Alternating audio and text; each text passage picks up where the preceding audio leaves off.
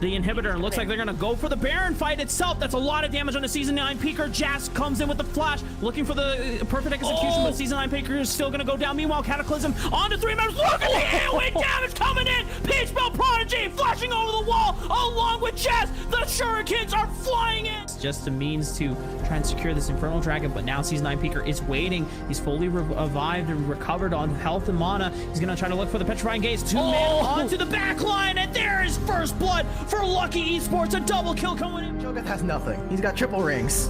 Oh, nice hook onto Rob Timer. And where is that cleanse you were asking for? It's definitely punishing him now. Robert gonna go down for his sins. Alohi looking for another flay. Lands the death sentence. Just needs a couple more feathers. Is gonna go and takes it. And they're gonna be able to get out the kill with only... I still think he should have gotten the kill though, but that's just observer vision giving me all that and gone. Oh, this is a gank. Oh, that's gonna be the cast perfectly wow. into the body slam. Look at that, Flower Kitty. He's gonna throw out the miasma. They're not going to be able to find anything. They're gonna throw Jonathan back in, and now a lot of damage is coming down. But there's Petrifying Gaze. Down 0-4-2-3 as the Hecarim goes in deep, but pays for it with his life. 1-for-1 in the fight. Now they're going to lose the mid laner. Ace has been taken down. Savage is going to shred and help with getting a triple kill. And now it's all on this. Who's going to be able to land the smite? And Not Too Clean does get the back line with the Hemo Plague, but he's now running low on skills to use. He will claim Bow Eater, but cost his own life with Poo-Poo down. With Poo-Poo down, all your damage is down. Dropping the vision in the pit. The turrets are already laid down. Now they're going to be thrown out. Grenade again. He has to flash in, but he's going to pop this on. His Ace trying to do what he can on towards the backside. He's finding the reset. Ace is actually going to come down. Will it pop anybody? Will not just yet. They have lost the jungler. The Realm Warp. Now the rest of the team of the Realm Warp is in. The double kill comes through from Nebula. They look to chase down from Francis. The slow will land. Too Clean is caught in a very rough spot. Tries to hop over the wall, and that's not going to be the case. Void Rush comes in and can be one, claims the kill as the siege continues. Another charge is ready to hit the inner tower, and so is the death sentence as it lands on the Josie, and Beach absolutely annihilates them. Still, the fight continues as the Realm Warp towards the bot lane, knocks A5 into the air, and always plan ahead. Lucky Krunkers, they look so damn good right now. This is a team.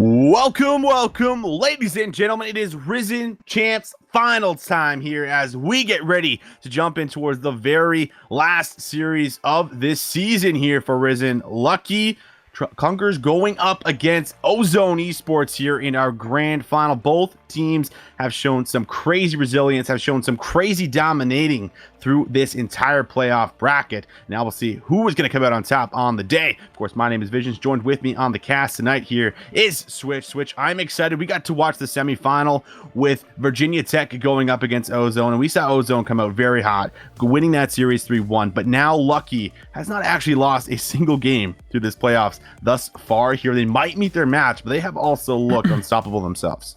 It's been quite a crazy season for both teams. I mean, for them to come this far, when you were mentioning earlier, Visions, their seeds don't necessarily tell the entire story, right? They start out seed 4, seed 6, like you mentioned, and for them to get this far, it must just be such a wild trip for both of these teams, and to be riding off of that momentum, to maybe come in as underdogs in some matchups, and to finally make it all the way to the grand finals. No team has the expectation of really losing this game. That's right. And, a lot of preparation has went into towards this, a lot of practicing, getting themselves ready to actually pop off here in the final series of the season. There's a lot of preparation that goes into games like this. But, the biggest one to talk about is, like you just said, C4 going up against Seed 6 here. It's obvious that they have shown to be some of these teams that have been the most developed, have been able to basically problem solve. And that's something that I think that Right. we can touch on specifically against Ozone is, we saw them actually drop game 1 versus Virginia Tech in that semifinal, and they did not look, very good in that final. But then in the second half of the game, when they were down like 12,000 gold, they started winning team fight after team fight after team fight. They ended up losing the game. So, but the point is that, they pretty much fight to the very end. Like the mental resilience on this team, could be exactly what's needed to maybe actually find that kryptonite for lucky Krunker team here. That's right. Both teams had decisive quarterfinals, but once we got to those semifinals, you're right, we did see Ozone start to bleed a bit. But like you mentioned, I think it's a great point, and I think it's very pivotal on who's actually going to win this series. The problem solving. It's about how you're working with the situation and how you're changing the context of what should be either a winning game or a losing game or something along those lines, because sometimes teams will just draft compositions. You'll get into game and you'll realize, oh wow, they have really good counters for what we're trying to achieve when we team fight. But it's really those teams that go above and beyond, that really exceed those expectations of what their team is supposed to do, that absolutely thrive. And it's so interesting as well to really see adaptations throughout an entire series. I'm personally really looking forward to what these teams both bring to the first game of the series, because I think that sets the pacing magnificently for maybe some odd picks that you can expect to see recurring throughout the entire series, as well as contested picks that are always going to be the subject of conversation in that pick and ban phase. Absolutely. And getting ourselves ready to jump in towards this and talking about some of the picks that are coming through is, going to be very interesting, because we've now gotten ourselves, a few weeks in towards the preseason, and there's a lot of champions that have popped up for as far as, S tier and priority picks. I think some that just come to mind naturally is going to be Cassiopeia, Olaf here. We've seen a lot of priority sometimes still on the Mordekaiser, and even things going down towards the bot side, the Lovers duo, something that you're still able to pull out here. And talking about the bot lane, which I think is very interesting here for both of these sides, is because Ozone Esports, we said how they're not actually going to play through the bot lane, they're not going to carry, but they actually did an excellent job of swapping back and forth between the AD carry and support role, and being able to actually find success with the Heimerdinger, with the Swain. And these are actually some of the S tier picks for this specific team, which is very likely a possibility coming back out here in this final. We'll have to see if Lucky is going to put any kind of priority on taking that away and maybe looking to actually punish the bot lane here on some of those picks. That's right. I think the story for Ozone is what a magnificent team to be able to work with what they were given. So we've seen swaps down there in that bot lane, and they're not deterred by maybe playing with players that may have different champion pools in different matchups. And they showed it absolutely in the semifinals.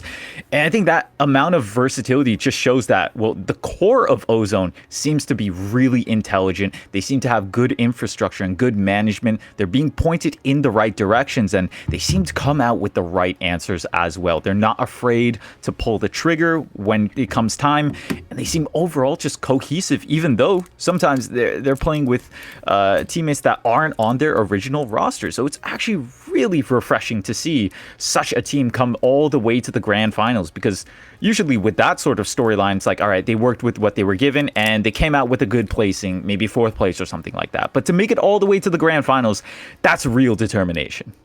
Agreed.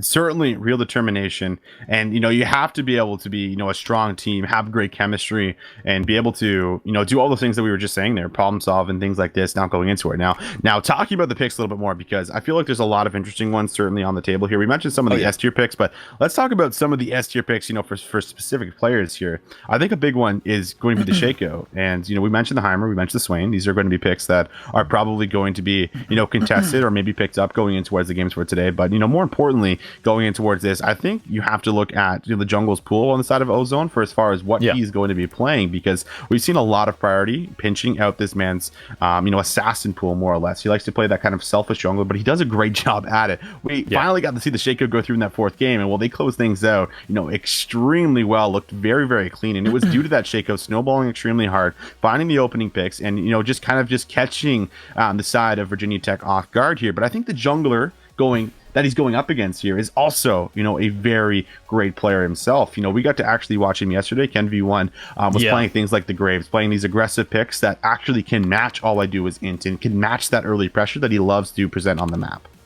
Yeah, Ken V1 is such a phenomenal player because he has just stayed on top and he's been able to play these champions that aren't necessarily completely in meta or not necessarily like, you know, S tier. He plays some Lee Sin, he plays some Elise. It's all to enable his team. And that's really what Ken V1 brings. Like you said, he can bring out something a bit more unorthodox like the Graves, but overall, you know he's going to do, for the most part, the same strategy. The most surprising thing is he pulls it off pretty much every single time, where he's such a big part of the early game for his team, and he's something to watch out for. But I think it's a great topic to really bring up for the Shaco pick. I want to see Lucky really let it slide. I want to see them open it up if they choose to, at least in the early part of the series. And here's why I say this.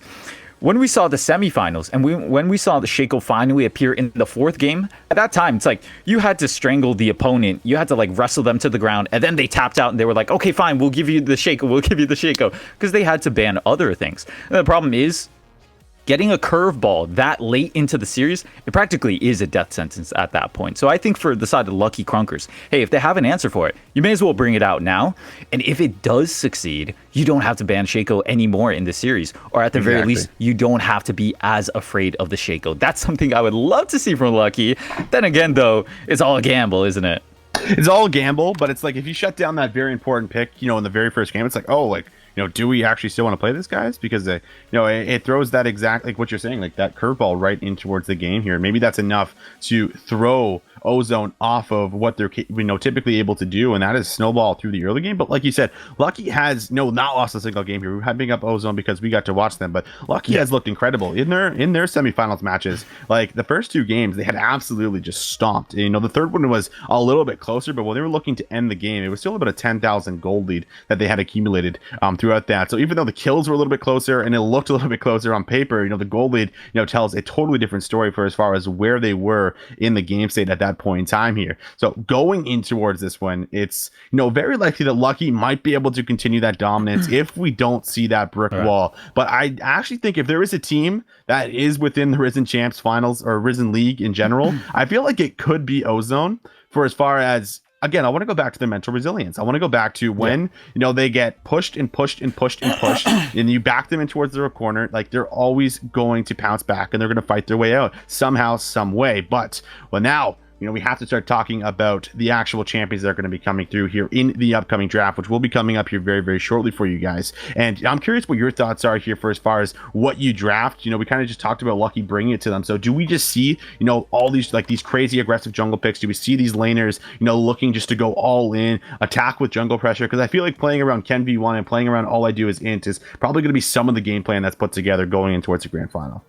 Yeah, essentially for the side of Lucky, because they constantly blow open early games, I would love them to see, well, early game champions secured quite early. Something that, yes, it is going to show a bit of your strategy, but at the same time, it's exactly what you would expect out of Lucky Krunkers, right? So, for example, I would love to see maybe a Pantheon or Mordekaiser in the top lane. I would obviously love to see tons of priority, making sure to give Ken V1 the exact jungle champion that he wants in there. So maybe a Lee Sin, maybe an Olaf could get heavy priority. And in the mid lane, that's actually where I see a lot of shared champion pool for both mid laners. But you want to give an influential pick to the mid laner of Lucky as well. So once again, prioritizing some of that Cassiopeia. I know Syndra as well is doing quite good. You always have to worry about the Rise as well. But for the most part, you want to be able to give your top side early access to all these strong picks, because that's exactly how Lucky plays. That's how you want them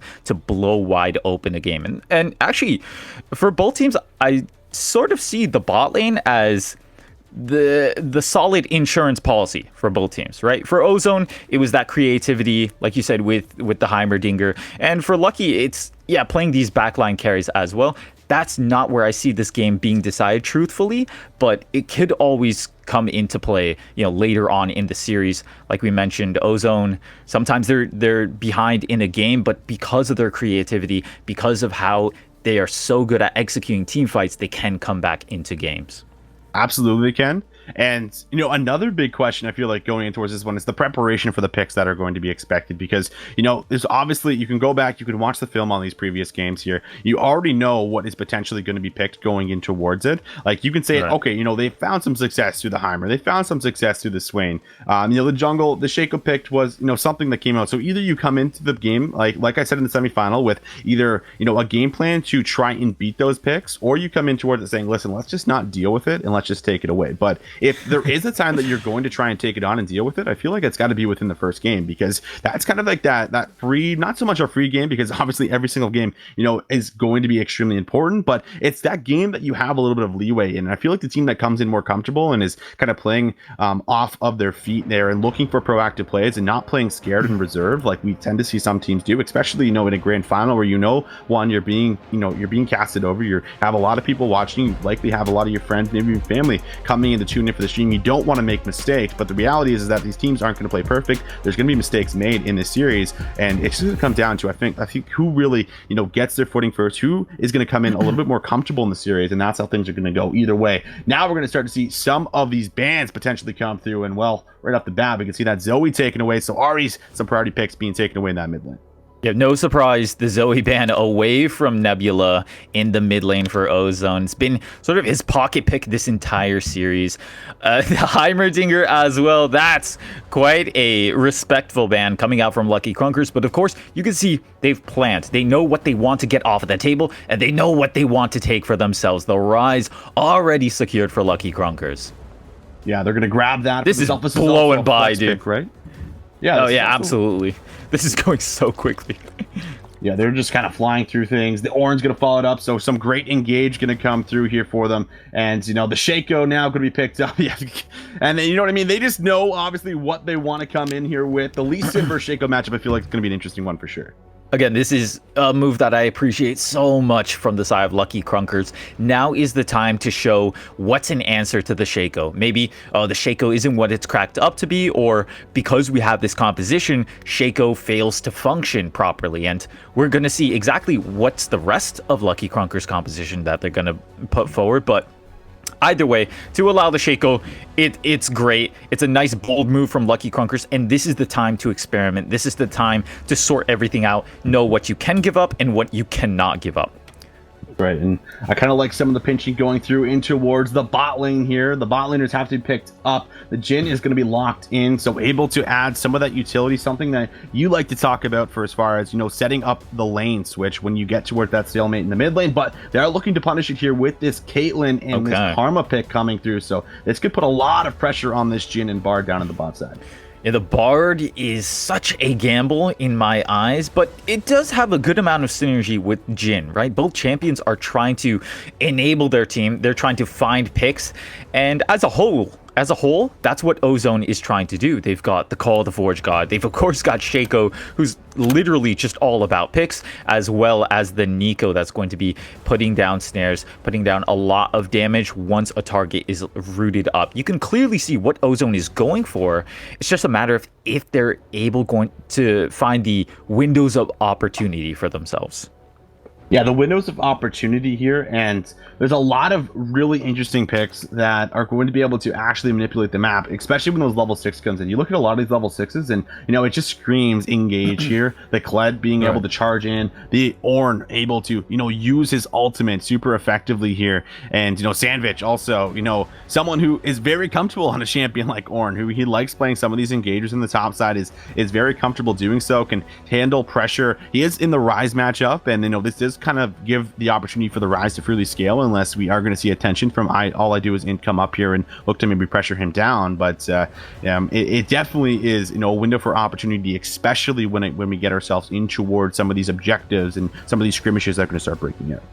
Yeah, for Lucky Krunkers, I mean, this just seems like a classic composition for themselves. They've once again drafted themselves a versatile but strong top side of the map. They've got solid backline as well in the form of that bot lane. Caitlyn Karma is obviously going to perform well in lanes, going to perform well come late game as well when you've got all those enchanter buffs going on to the Caitlyn. So everything seems, for the most part, all par for the course for Lucky Krunkers. I don't see any immediate answers for the Shaco in particular. I just think it's such so solid of a composition that, first of all, if they get ahead, they're just going to run over the side of Ozone. Like, sure, Ozone's got a lot of crowd control, so maybe they can sort of tame all this rundown. But for the most part, I actually just think they're going to get out damaged if they fall behind. So for Ozone, I think it takes a lot more nuance to really control this game as a whole. Sure, they do have a lot of pick potential, but at the same time, this is exactly how Lucky Krunker decides to take games. They just blow up the entire early game. They've got the Lee Sin. They've got powerful picks as well with the Ryze, the Kled. You've got the Caitlyn for insurance. It all just seems super solid. And I personally just love it from the side of Lucky Krunker. Sure, they don't have a direct counter for Shaco, but that's okay. And they don't have a direct counter, but we are on Summoner's Rift, ladies and gentlemen. Let us know in the chat who you think is going to take this very first game in this best of 5 for the Risen Champs finals. We have a 5-man stack right now, already up towards the top side, waiting for someone to walk up. There's also a Shaco box here, so maybe just setting up a little bit of a prep, but they're not falling for it, Switch. They got the 5-point across the map here, just going back to some normal League of Legends starts. Don't want to give away, you know, early 400 gold, but we do see a lot of those late invades onto the red buffs, especially lately, I feel like. And, you know, we've seen some of those games go completely wrong for teams, and, you know, pretty much the whole early game can actually be won off that. If you find the first blood, take away the buff. We've even seen teams go then and look to double buff when they're playing things like the Olafs, but not this game here. Game number 1 just will be a standard start. Looks like Shaco's actually going to be starting on his Raptors and going in towards his red buff. There you have it. Minions coming down. Game 1 before us. This is really where you set the pace for things. And like you said, a really quiet level 1. And I think it does speak true to what's at stake here for this grand finals. Although in and of itself was sort of a gamble, especially when you look at the side of Lucky. They gave over the Shaco. It's certainly not gambling in the early game. You want as many chances as possible to really find your footing in this game, take your first game of the series, and just play off of that momentum. It's all about momentum when you get to a grand finals. It's all about who shows up on the night. And both of these teams, no intentions of dropping a game. And certainly not looking to do so. Lucky has not done or hasn't lost any yet, and they don't plan on doing it. As we'll see now, level 2 is going to come through very early for this Karma. Caitlyn lane can be very oppressive, very difficult to deal with here as the Bard tries to trade back and forth. But you can just see it. The Peacemaker, the autos, and they are feeling this early pressure already. And this is exactly what this lane is meant to do, Switch. Yeah, this is really the difference between drafting Caitlyn Karma for a diamond bot lane and for a bot lane of this caliber. You know, they'll play it to the ceiling, and you can already see what a difference in poke coming out from Lucky Krunker's bot lane, getting the damage down early. We do see All I Do Is Int on the Shaco. He is in the area. This is the Shaco gank. It's going to come through. They might expect they're getting ganked here. As they're going to flash going on towards one. Are they going to be able to follow it double up? flash. That's going to be a beautiful play coming out. Now looking for a second one. As Simple trying to get himself away, but Ken V1 is in. All I Do Is It has to try and get himself away. The deceive is not enough. They will pick him off and clean him up, and we got ourselves a 1-for-1 on the bot side. Yeah, beautiful already. Good amount of action coming right out of the gates there. 1-for-1, like you mentioned, Visions, but I didn't expect such a quick gank, and also such a quick counter gank coming out from Ken V1 too. Let's take a look at the replay. As you can see, I actually think the Shaco was spotted out. You can see a bit of the smoke animation, but I mean, all the flashes committed to the Karma. It's natural that she's going to drop down. What I did not expect, though, is such a successful counter gank. And part of that is due to the trap laid out from Simple on the Caitlyn, as well as Ken V1 getting in the right position to capitalize. So well played from both sides. I don't actually favor that for really anyone, because on one hand, for Lucky Krunkers, you get the kill onto the Lee Sin. That's going to sort of up your Lee Sin's tempo. But on the other hand, hey, Jhin with a kill is quite good and is something that you need, because eventually, for the side of Ozone, you could be lacking damage if you fall behind. So better now to get it into the hands of the AD carry. That's right. Try and get that early gold on this man, and we have seen a little bit of a meta develop through the preseason here. The triple torrent's now going to be picked up for Simple down in towards the bot side here. We've just seen how this can just pretty much make your laning phase, you know, pretty unstoppable. And when you already have a Caitlyn, it helps quite a bit. This is Easter actually respecting the potential Shaco gank that could come through here. He's just going to back up, maybe concede a minion or two just to make sure that he isn't getting dove. I do like this play from him, just playing a little patient and maybe trying to waste the Shaco's time, who wants to get things happening. Because if you don't snowball in the early game as a Shaco switch, well, you do not have a very great transition in towards the mid to late game. Right, and hang on a second. There is the Shaco box getting dropped. Beautiful flash really quickly out. Able to get himself out, but we just talked about him putting on some early pressure here. This Rise Without Flash now going to be a little bit exposed, especially once Sandvich has a level 6 mid lane, though. They're going to find a lot of pressure on towards Nebula. Always plan ahead, is looking to do what he can, and now follow-up gank, looking to follow this stun. They do. That is knowing your champion, and all I do is Int is going to return to the top side and get himself his first kill. Second kill in terms of all I do is Int on that one. The participation is there, but KenV1 not sleeping on the wheel, going after this dragon now. We'll see what the reaction is coming out of Ozone, because they know, but at the same time, jungler committed to the top side for Ozone. They don't feel comfortable really fighting over that dragon, so that's a very early Cloud Drake. But once again, another gank. Blossom's gonna drop, and will he get his remount? Whoa. He will not. Tries to run to the jungler, will not happen. KenV1 now has to get himself away, knows that there is a box there, so he's gonna take a bit of poke. But here comes the Yorn ultimate, looking for that engage. They're looking for Simple. As they make this play, they can't find enough CC to lair and chain it. Simple has already flashed away, so it looks like he will be able to get himself out. That was the TP used from Sandvich mid lane. Nebula in a bit of trouble. We're gonna follow it up with the ward off. Very clean, and finishes them off with the E. That's KenV1 getting himself his second kill of the game. It's a lot of plays happening at once, and honestly, no team has quite pulled ahead yet. But first of all, what a bold TP expended from Sandvich. Actually got behind at the enemy bot lane for Lucky Krunkers, but didn't pan out quite correctly. Sure, you land the Call of the Forge God. Here we go, another gank coming down. Yeah, they're looking to force something here. This should be a kill. Simple is going to fall. All I do is Int is making plays, now using the Bard portal to be able to get this. He is going to lose the red buff, but he's on a killing spree, which already has a bounty over his head. Yeah, this is exactly the impression that you want to leave for your first Shaco game. And you were saying earlier, yes, I mean, you do want to have an explosive early game for the Shaco. And I would argue more than the Lee Sin, because with the Lee Sin, you got so much versatility in the mid game. You could find like the perfect insect pick. The thing with Shaco is a lot of his kit is reliant on, can I make someone blow up? And if the answer is no, you really can't play Shaco to the highest ceiling. So damage is crucial, gold is crucial, and right now all I do is Int. He is collecting a bit of both right now.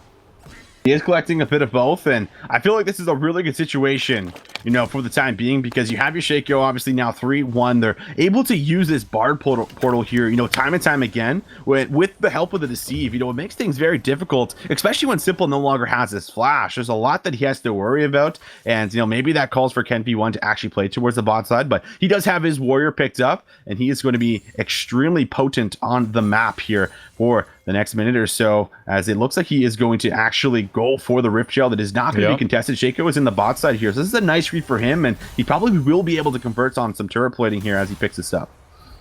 Yeah, Sandvich just busy collecting waves in the top side. You've got Nebula, who's honestly been pushed out this entire game thus far, so I think this is pretty much a Rift Herald secured, and you can tell a lot of that was just due to the fact that KenV1 knows how this game is going. He knows how his solo laners have been performing, and he feels quite comfortable just making a bold call like that. There is the Rift Herald into his pocket. Love to see how quickly he actually drops it, but gank both in the top, but also the bot lane, as you can see. Bard hanging around there. KenV1. Oh, very nice Q. Sandvich, that's the wrong way. Oh, I love that. That's play. disrespect. I love that play, but we got to play of our own to the bot side. This is the support having to flash away. That will be the clone. Able to land the fear. Will he land the last shot? It's blocked from Simple. He is there for his support, making sure he will not get taken down. But they do get some more summoners out, and they still could look to pressure. That's the flash. That's knowing your champion's damage. Simple is not out of harm's way just yet. Landing the stun with the perfect cosmic binding. That's the fourth shot. Goodbye, Caitlyn. They do get the top tower in return, but the bot lane will suffer for the play. Let's see what the response is going to be coming out from Lucky Krunkers. Kled is here onto Gad. Flash away. And he's going to get some damage down. There's a Pop Blossom. Oh, Nebula is here. This looks horribly wrong. They try to force the play. He's all alone, and it will cost him. They do now secure the top tower here. The top half of the map is looking great for the Rise, but the bot half of the map, they are starting to fall extremely far behind here right now, Switch. You're very early on, and remember, if you're looking at it from the perspective of the Caitlyn, you have to stay ahead of the damage curve because your slump is coming. But let's take a look at the replay here. Look like, just your average run-of-the-mill gank coming down. Obviously, the box is going to provide a little bit of space, but crucially, no fear, no chaining of the CC. Yes, the curtain call does come down, but look at this body block coming out from Simple. From there, you're just buying time at that point, and I mean, the response was there. Like you said, Visions, just knowing Shaco well enough to know his exact amount of damage. The response coming out from the Kled, but not quite what you want to see. No. Not what you'd like to see right now for the side but of we Lucky will see it Krunker again, team. though. Yeah, we probably will. Very, very likely here, but the goal lead still pretty close.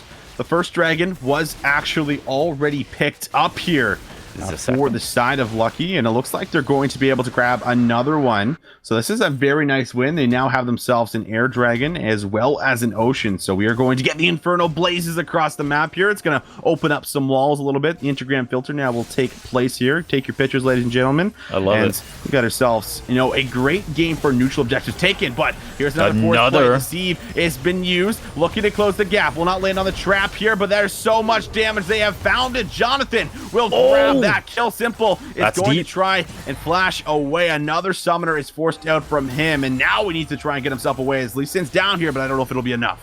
Yeah, Kevin just lurking around. I don't know if he wants to pick a fight here.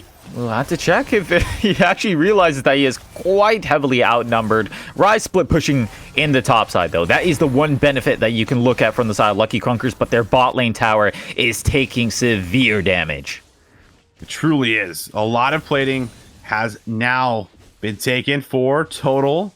Sonic Wave lands. Can be one. He wants to do it. He's on the Lee Sin, but the tower should fall here very shortly. They have already found the might be a trade kill looking for the Pop Blossom comes down. Jump. He does ward hop away just in time. He might find one. He might find two. Can be one is so damn clean. And now he buys himself a bit of time. Notorious on the chase, but Kled will deny him. Find another shutdown. And the Lee Sin plays are just finding highlight after highlight switch as he tries to go for maybe one more. Yeah, he's not even deterred by his health bar at this point, just looking for as many plays as possible. This is the player we expected to show up here in the grand finals. Ken V1 gets his signature champion as well. It was a gamble in the pick and ban phase, and it gets worse and worse. Q just wide off of that one. Nebula gonna try and buy enough time for the bar to make it. Once again, another Q going sideways, and that is going to be finally the end of the push. Thought it would never end for Ken V1, but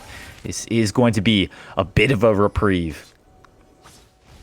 And now just going to settle down, but that whole scrap, all those shutdowns going over, actually gave the goal lead in favor of Lucky now.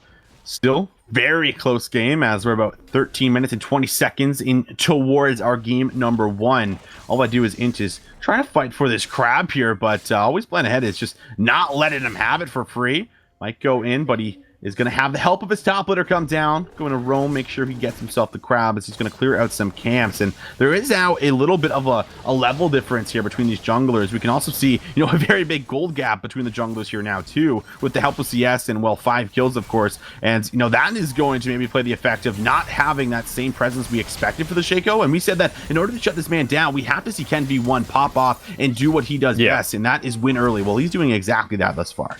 Yeah, and the replay just showed you the amount of mechanics this guy puts out. Pop Blossom, though, gonna snare him up.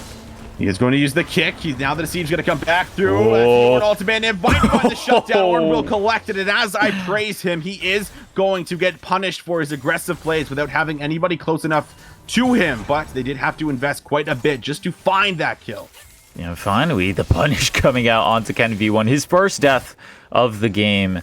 And you're hoping many more come to follow for the sake of Ozone. They need to get this guy off of his momentum. There's the Realm Warp, I believe. I actually can't tell, but that's a flash away.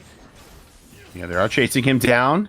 He might be able to do so. It is a rise, and he does have a blue buff, so he is still pretty scary, even though it is only about 15 minutes in towards the game here, so they do not want to overchase and give this man any unnecessary kills. So they're just going to back away, but there is another Rift Herald up, and there was a lot of members around the top side. This might be the next contested objective. Yep, the curtain call very early on onto the Kled now. The majority of Ozone here. They are looking to follow. That is going to be the Deathly Flourish. Not going to land, but he is now unmounted. Always plan ahead. Gets himself over the wall. Trying to buy time. He does not have it. Actually, he does get over. That's no way. Going to be a follow-up. All I do is Int will finish off the mid laner here, sending him back to gray screen. And with that pick, they are moving towards this Rift Herald. Yeah, slippery Kled, but you get the result that you were looking for the side of Ozone, and this probably makes them feel a little bit more comfortable hanging around the river. I think they were toying with the idea of that Rift Herald. It is available, but Dragon is coming up quite shortly, looking at 25 seconds on an Infernal. This is probably one of the more important dragons that you're going to want to put a lot of attention to, and I think that's why Ozone opted to not go for the Rift Herald. But either way, as you can see, the preparation already coming down. Ozone a bit early to the party here, and that is going to reward them with a good amount of preemptive vision. Let's see exactly what an approach might look like for the side of Lucky Krunkers. Can V1 feeling it out with the sweeper. Yeah, just setting up, clearing some vision here, but you know that this next dragon is pretty important to take away from the side of Lucky. They've already got themselves one air and one ocean dragon. They are waiting. You know a fight's going to break out. I mean, you've got the Call of the Forge God to look forward to. First of all, you can absolutely go to town on this one, but that's the jungler Nebula has deleted, Ken. And now that will be the Temper Fate thrown out. Will not land on anyone, but will force a flash. The dragon, though, should be taken for free. They're going to throw the ace the hole out, but Nebula tanks it with the help of his clone, and they get themselves the dragon. A very clean fight from the side of Ozone. And the portal actually going in. They're forcing the 5v5. Oh, that's now going to be a long 1-for-1 in this fight. Caitlyn has to flash away. Simple does not have too much mana. Rise leading the charge. He has the Conqueror stacked up. He wants to go in, but needs someone to stand in front of him. Curtain call now, setting up for the re-engage. Looking to land that Simple. It's a little bit low. Someone has to block for him. They are going to invest that Karma Shield there with the Mantra, so they will get her out, but nobody else will fall except for the junglers. Yeah, honestly, at the end of the day, I'm a bit perplexed on the approach coming out from Lucky Krunkers. I mean, we knew that there was a lot of pressure coming out from Ozone because honestly, one CC leads into another. Like, you get snared from the Nico, and you're gonna get snared from the Jhin right after. We could actually see a bit of a graphic just showing the amount of control now in favor for the side of Ozone. They are slowly but surely just dominating vision around the river, and it's eventually going to start encroaching, assuming their lead starts to build up here. Yeah, that's just how much information they had to work with, really talking about that dragon play. So it's no wonder they found a really aggressive pick. They knew exactly where each member was, landed a snare, crucially onto Ken V1 as well, and that basically just shuts down any chance of securing a steal for Lucky.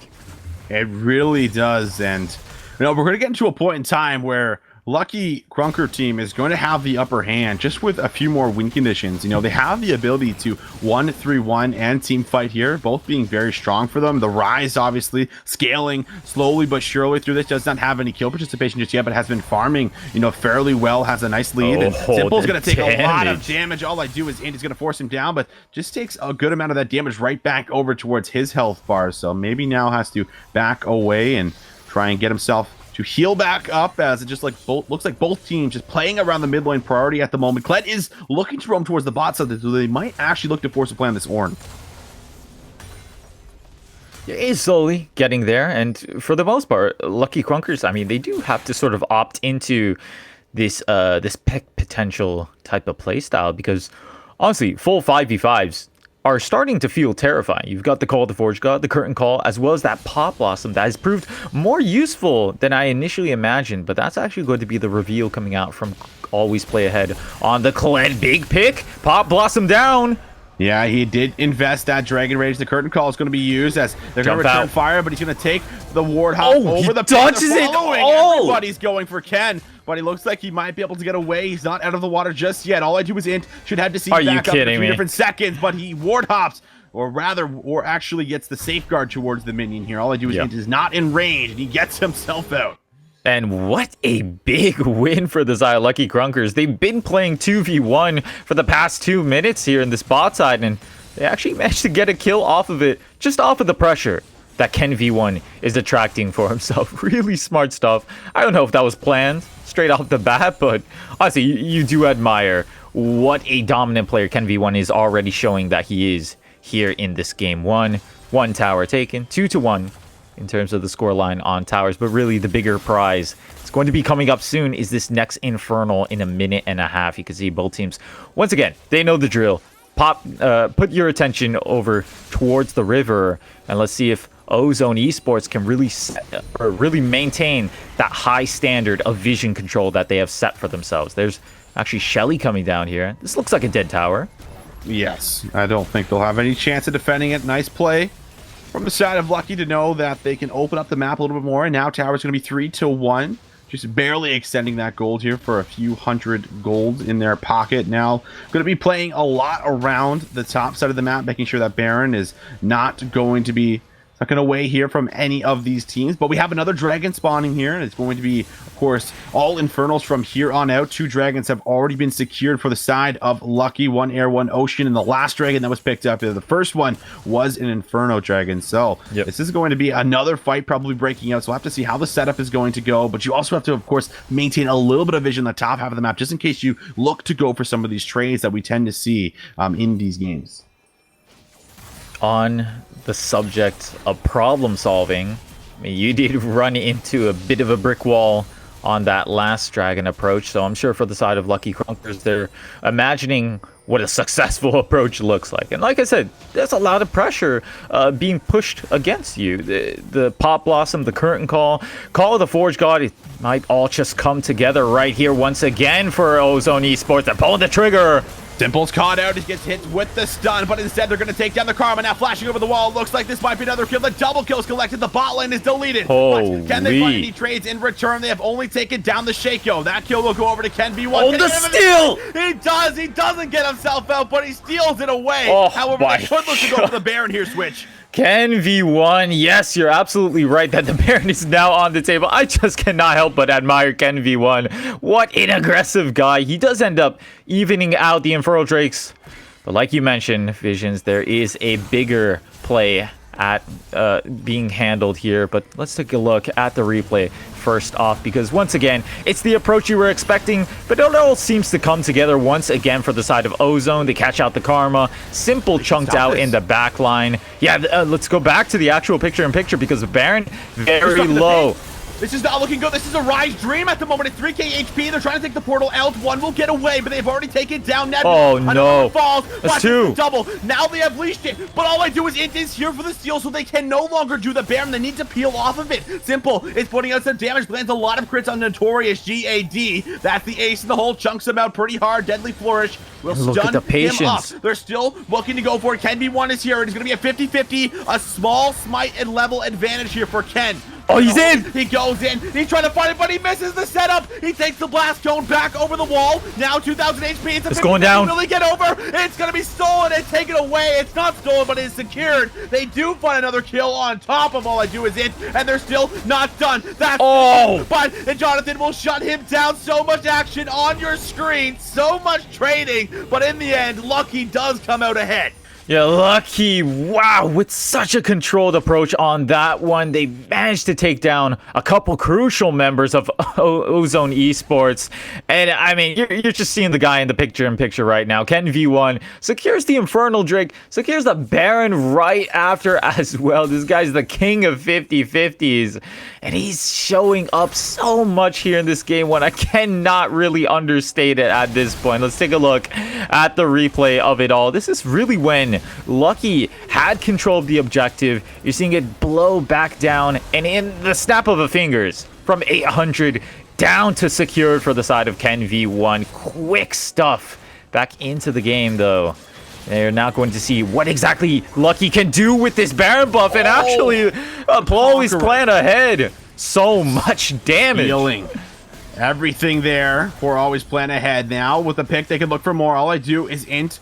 Will use the deceive and gets himself away. That's going to be the triangle throw and able to at least get a little bit of CC, but now this is where we start to see the split of the map. Flashing forward, looking for this kill. Pop Blossom comes down. Ken B1 ends up jumble, does kick the Nico right back in, but he might pay for it with his life. No one there to block the shots from the curtain call. The last shot comes out, will dismount the mid laner. It is going to be just one falling down. They do get the top lane tower here. They might get the top tier 3. Go in. He goes in. He's going to use the hallucinate, but can he get himself another kill? He does just manage to pick it up, but it's going to be the shutdown over to Notorious. Bale Eater able to get into the action, but does not find any abilities able to connect as of just yet, but they're still sieging in the mid lane.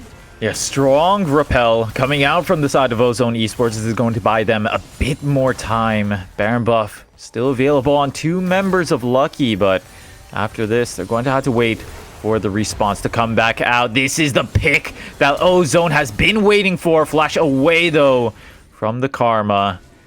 And that is just about the end of the punish. Overall, Ozone, they're functioning exactly like we thought they would. They've got the engage coming out of the top side. They've got utility bot lane.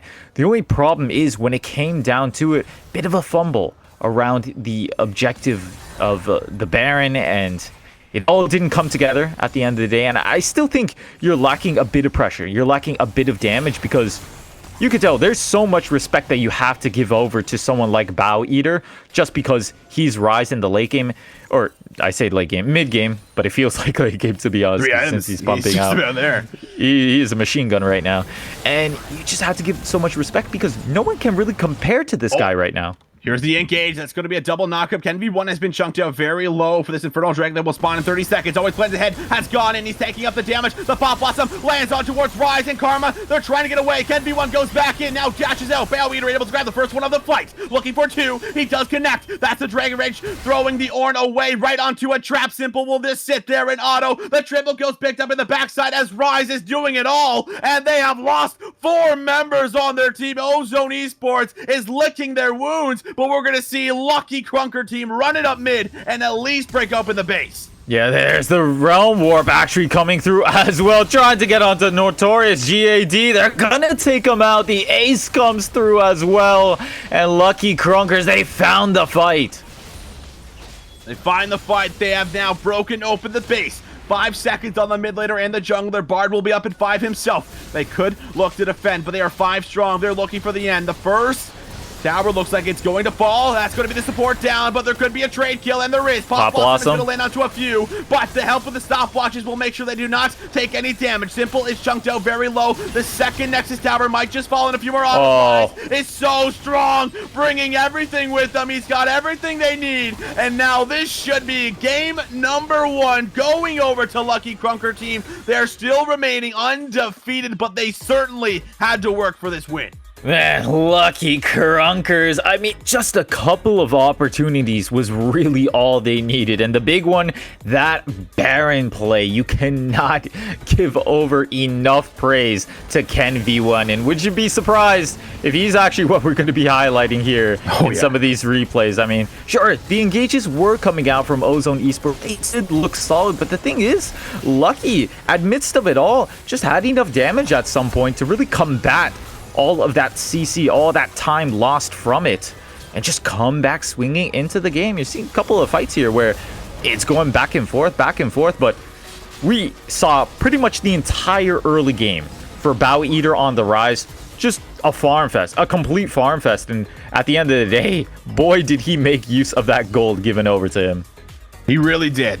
And we got to see a lot of great things. I feel like from both sides. I feel like the number one thing that I was questioning was, are they going to be able to deal with the Shaco? All I do is int actually had some very early kills and could have very easily snowballed that game completely out of control. And I like the style of using, the portal from Bard to be able to go in on these ganks and, set up for these plays here. Use the Tempered Fate to blow a lot of summoners and set up for later plays here. Everything looks great for them, but at the end of the day, just like you said, highlighting Ken V1, the movement, the secures on the objectives, playing for those Rift Heralds, like all of that adds up slowly but surely, breaking open those towers, and it opened up the map enough for them to have the majority of control in that game. And that last fight, of course, was that just really that last nail in the coffin. That's all they needed to secure themselves the very first game. So now we'll see how the draft will be shaken up going in towards our game number 2 in this best of 5. So for now, ladies and gentlemen, we are going to throw it to a short little break so that we can set that up. Make sure you don't go anywhere. We'll be right back for game number 2.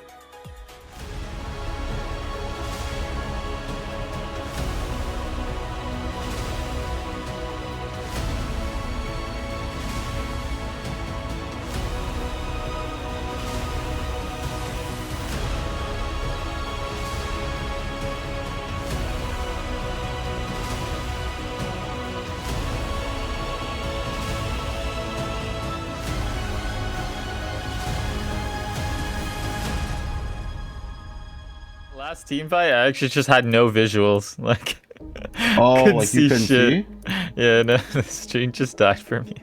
Oh. So wait, was it? Welcome to a world, no heroes and villains. Welcome to a war, we've only begun. So pick up your weapon and face it. There's blood on the ground, go and take it. You get one shot to make it out alive. So higher and higher you chase it. It's deep in your bones, go and take it. This is your moment, now is your time. So prove yourself and rise, rise. Make them remember you. Push through heaven. Rise, rise. They will remember you. Welcome to the climb up, reach for the summit. Visions brave, the one false step lead the end. So higher and higher you chase it. It's deep in your blood, go and take it. This is your moment. Take to the skies, go. Prove yourself and rise, rise. Make them remember you.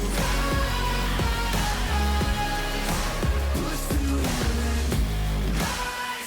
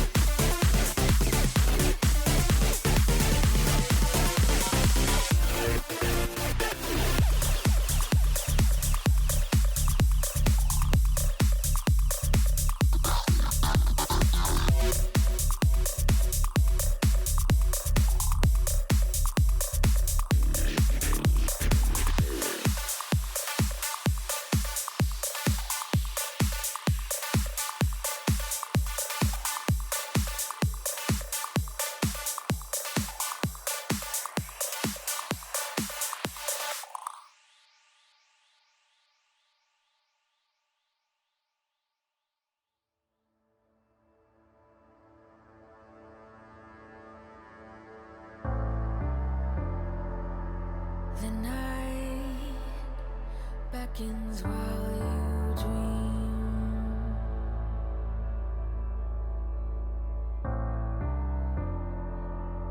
A life never lives in peace.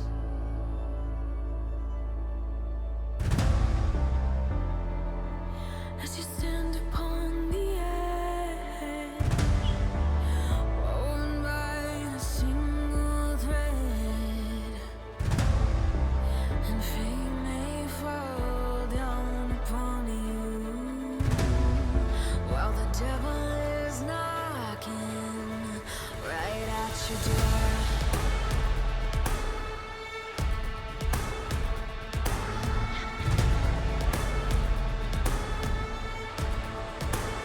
So are you restless? Each night you hear the drums roar. Awaken, awaken, the voice begins to call you while you hunger. A taste of destiny you're searching for. Awaken.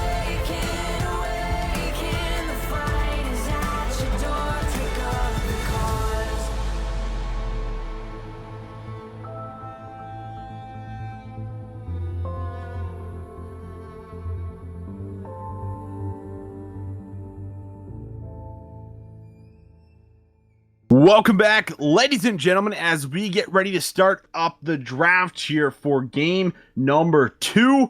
If you were just tuning in, game number 1 went over towards Lucky Krunker team, and it looked pretty convincing in the last couple of fights there. Switch, they were able to just kind of find those outplays in those team fights and came out ahead there. Looked very clean. And talking about clean, I think the jungler on the side of Lucky looked very clean from the transition from early to late game, but they are switching sides going into game number 2 now.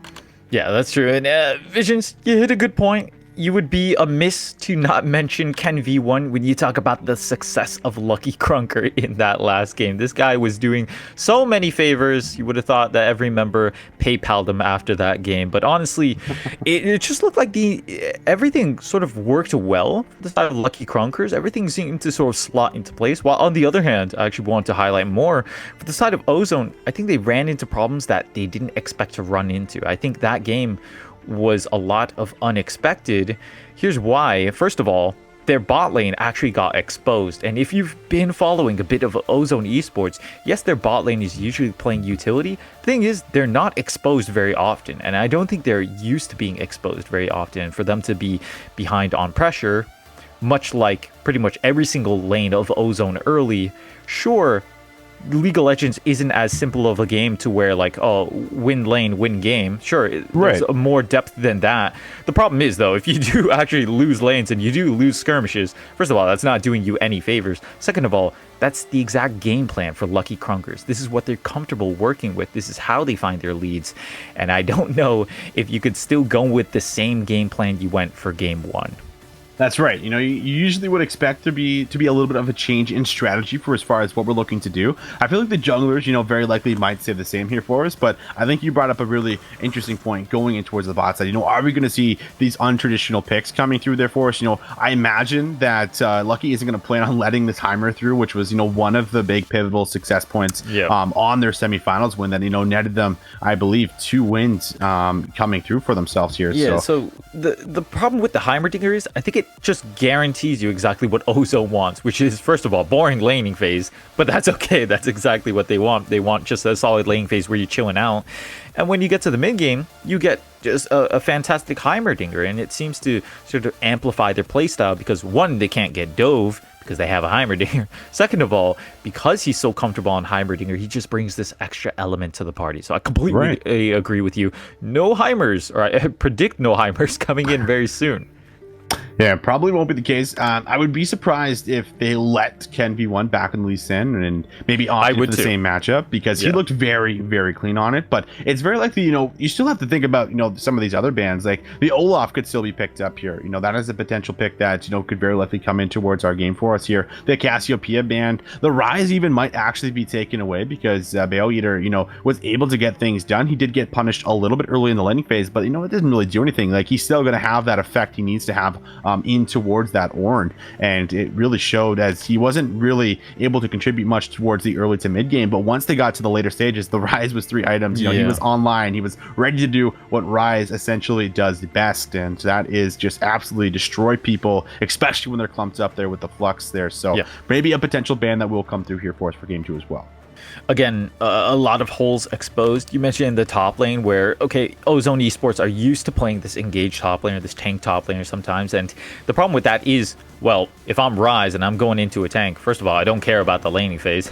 Or rather, the only thing I care about is really the minions.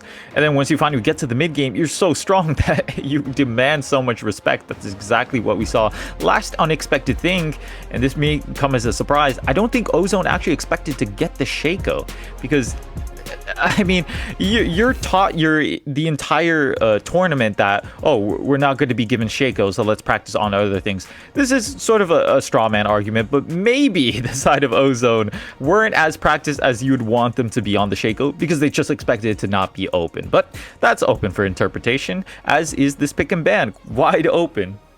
as is this pick and ban. The Rise, the Aurelion Soul, Talia, all taken away here very early on here for us. The Heimer, of course, not going to see it like we talked about going in towards this one, but are leaving up a few of these picks that were played in towards the last game. And you just brought a very important point up there, Switch. The Shaco was a pick that we talked about how it's so good for the jungler here for all I do is int, but they already shut it down in game 1, so it doesn't really force you to ban it going in towards game 2 if you don't really see it as an issue.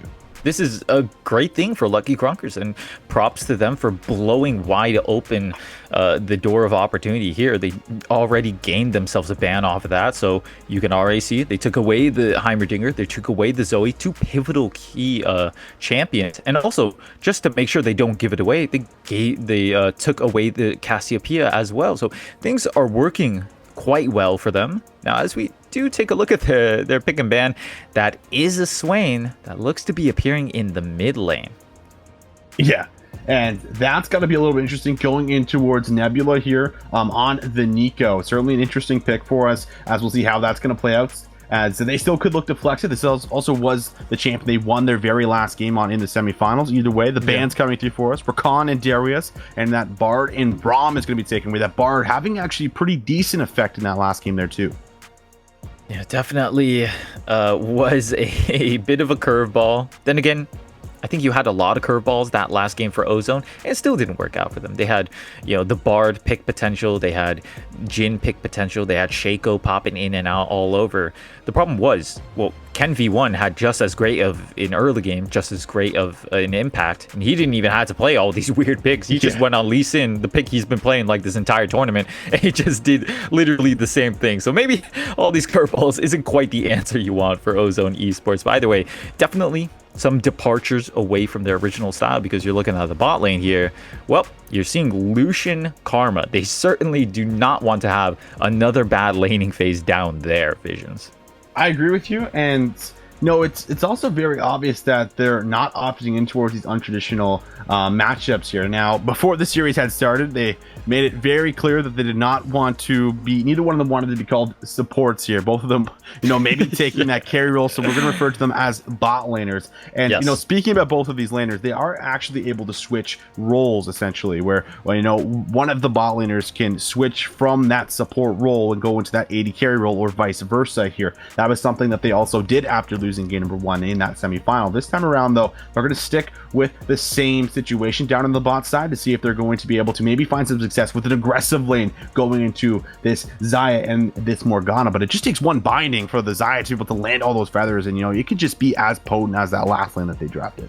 Yeah, that's really the difficulty here for Ozone Esports. Sure, you could have a very dominating lane phase. Thing is, you are playing on eggshells. It is a bit of a tightrope act that you're playing down there, because one snare and then let's say Swain's can't come over, or Ken V1's come over. That almost feels like a death sentence in and of itself. So you're going to have to stay on your toes for Notorious Jad as well as Jonathan for long. But looking at the top side, this actually looks for Ozone Esports like lane matchups and a jungle matchup that can at least go toe to toe, right? They're not going to get run over like we might have seen earlier in that first game, but I don't know. The Mordekaiser is here now. This is exactly what we were looking forward to for Ozone Esports, and let's see if it actually comes into fruition. But into game 2 we go. The level 1s, we're gonna be clumping up here around this red buff. Yeah, this is the same plan. I don't think they're going to fall for it, as they do have a comp they could invade with the Morgana here this time around, maybe a little bit stronger than the last comp that they had at level 1, and they also have a lot to respond to it if they do actually end up face checking here. But it just seems very clear that the level 1 setup is just to simply 5-point and not go in and give over that first blood here. So let's talk about some of the lanes to affect. We saw All I Do Is Int is actually found a lot of success in the early stages of the game, and the bot lane and the top lane specifically. Now looking in towards Ken V1, he also had that same effect, and he was able to snowball just a little bit harder and was able to actually gain that advantage. And then once they transitioned towards the mid game, he was much more effective. So I want to know what the Shaco path is. It looks like he might just do the exact same path and then look in towards that potential level 3 gank, or then just path towards the top side and just see if he can find something here on this Kled. Either or, there's a lot of lanes that can snowball extremely hard for both of these teams here. So the jungle is obviously going to be just as impactful and just as important as that last game. Yeah, it's definitely good to set your expectations for this next game because, first of all, same jungle matchup. You're expecting it to play out quite similarly. And if it's any different, I mean, for example, if All I Do Is Int does not have a successful early game, that really just feels terrible because he's most certainly going to get outscaled at that point. But you can already see some pressure coming out from Ozone's bot lane. Quick snare on that one. That's still not level 2, so no snares, no follow-up snares, that is, coming out for the Xayah, and damage, for the most part, being split among the 4. I think that's a slight win here for Notorious and Jonathan. They're able to get more health off of their opponents.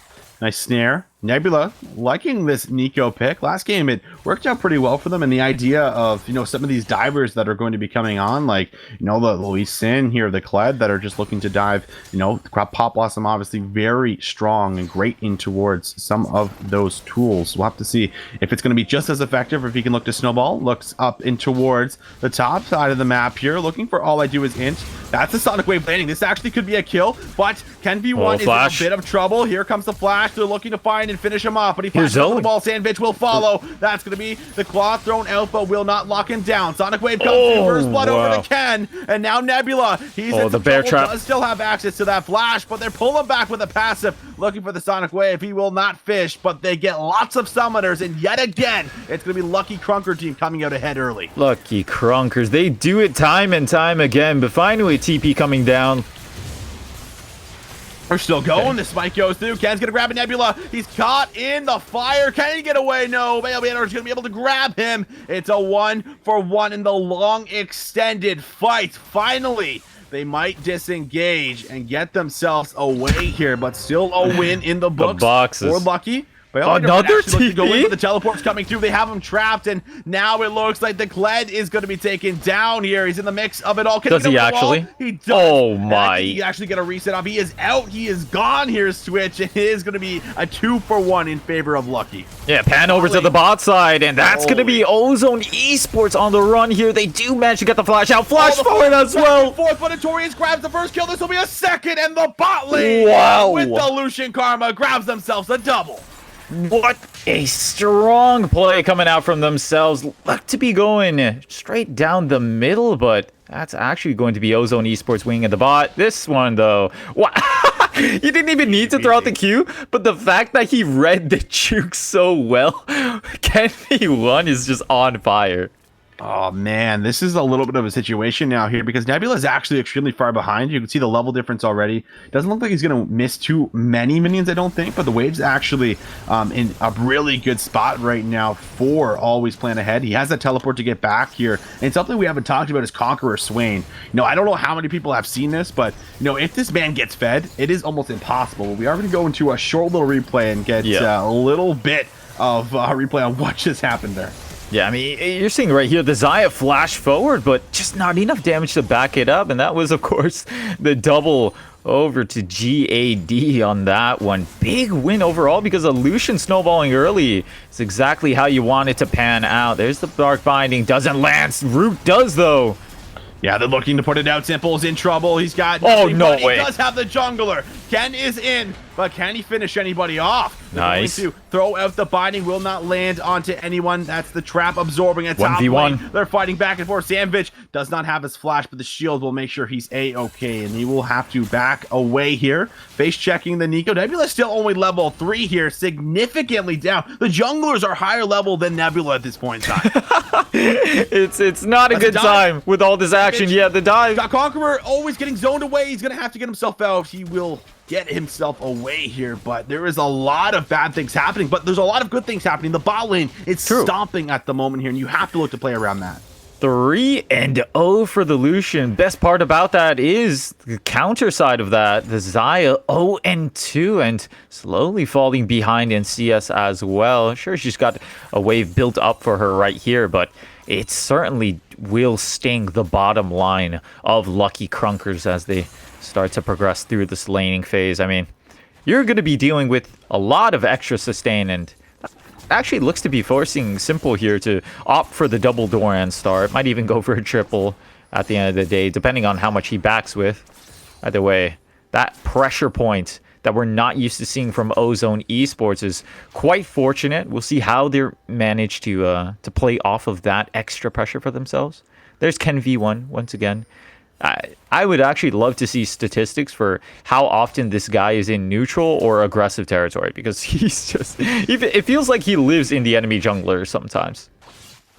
Yeah, I'm gonna have to agree with you. He's always looking for those aggressive plays, and he's got the mechanics, the movement to get himself out of those sticky situations, so he knows he can do it.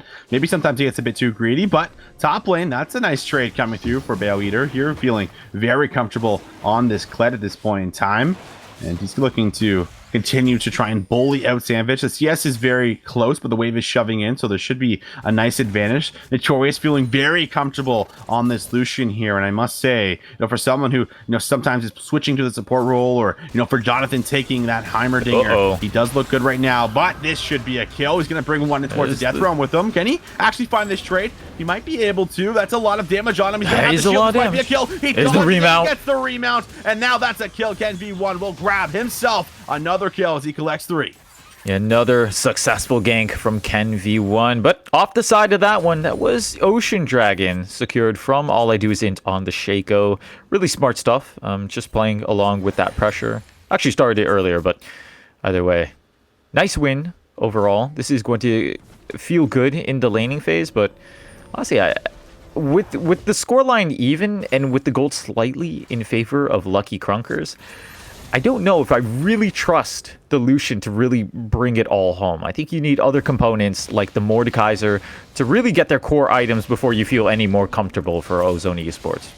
I think you're right. I think there is, a situation in time where we can see the side of, Ozone still look to fire and pounce, but I think you definitely hit the nail on the head for as far as they need to definitely get some of these impactful items. And, not to mention the mid lane is also significantly behind right here. Not so much in items. I mean, certainly down in gold, but down in levels is definitely the key point in time, to kind of talk about here for as far as XP. It is certainly not a great situation for him. We haven't really seen a lot of action, for the side of All I Do Is Int really either. He did manage to pick up that Ocean Dragon at the very least and grab something on the map for himself here, but haven't seen that same kind of presence that we saw in that last game here. Has been farming it out a little bit more, and Kenton has been able to match him in farm as well as put all this pressure on the map. Yeah, speaking of pressure on the map, that's already another plate going down here in the bot lane. Slowly but surely, Notorious and Jonathan Furlong racking up that extra gold. I'd love to see a gold graph actually comparing the bot laners. Picture in picture, by the way, is going to be the Rift Herald being started from Ken V1, and this is once again another Rift Herald, pretty much the exact same play you saw in Game 1, and I don't expect it to pan out any different. This looks almost assured for him because of the pressure of his top laner. That's right. Because of that pressure here, he's able to pretty much dictate anything he wants to do in the top side, invades, Rift Heralds, and now the Rift Herald's going to go over. We saw great Rift Herald control from Ken last time around here, as we get a little zoom in on the back, but either way, Ken now looking for an aggressive play. They could actually look for a dive. The ultimate is up, so it'd be a little bit risky, but they're going to decide to go for it anyway. Flashing, now landing the charge here, but Ken's got pulled in towards This is bad. This was not a very calculated play. I think you're right. This is very bad here. Nebula is into the mix. Kenby should go down, and he does. The shutdown goes over towards Sandwich. They forced the play, but they didn't pay attention to the ultimate timer.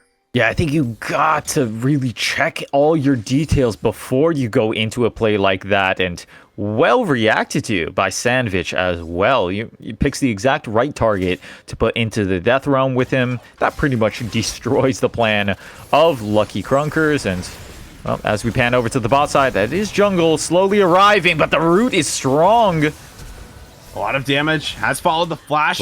Down top lane now. Bale trying to find the solo kill. He doesn't have the ultimate. He does have the shield back up. He's looking for the remount. The remount's going to come through. It is going to be a flash over the wall. He gets himself away. The falling is going to be down. The flash is available, but not needed. Shield. Sandwich still not out of the water just yet. He's being chased. Bale Eater's going to be able to grab him with the bear trap on a rope, and he finds himself a solo kill and gets himself up with 2 kills. And this feels like another victory for Bale Eater. Game 1, it was just the farm fest for the Rise. He came out a monster, and this game as well, you're feeling he's going to do pretty much a same result on that one. Already 2-0-2.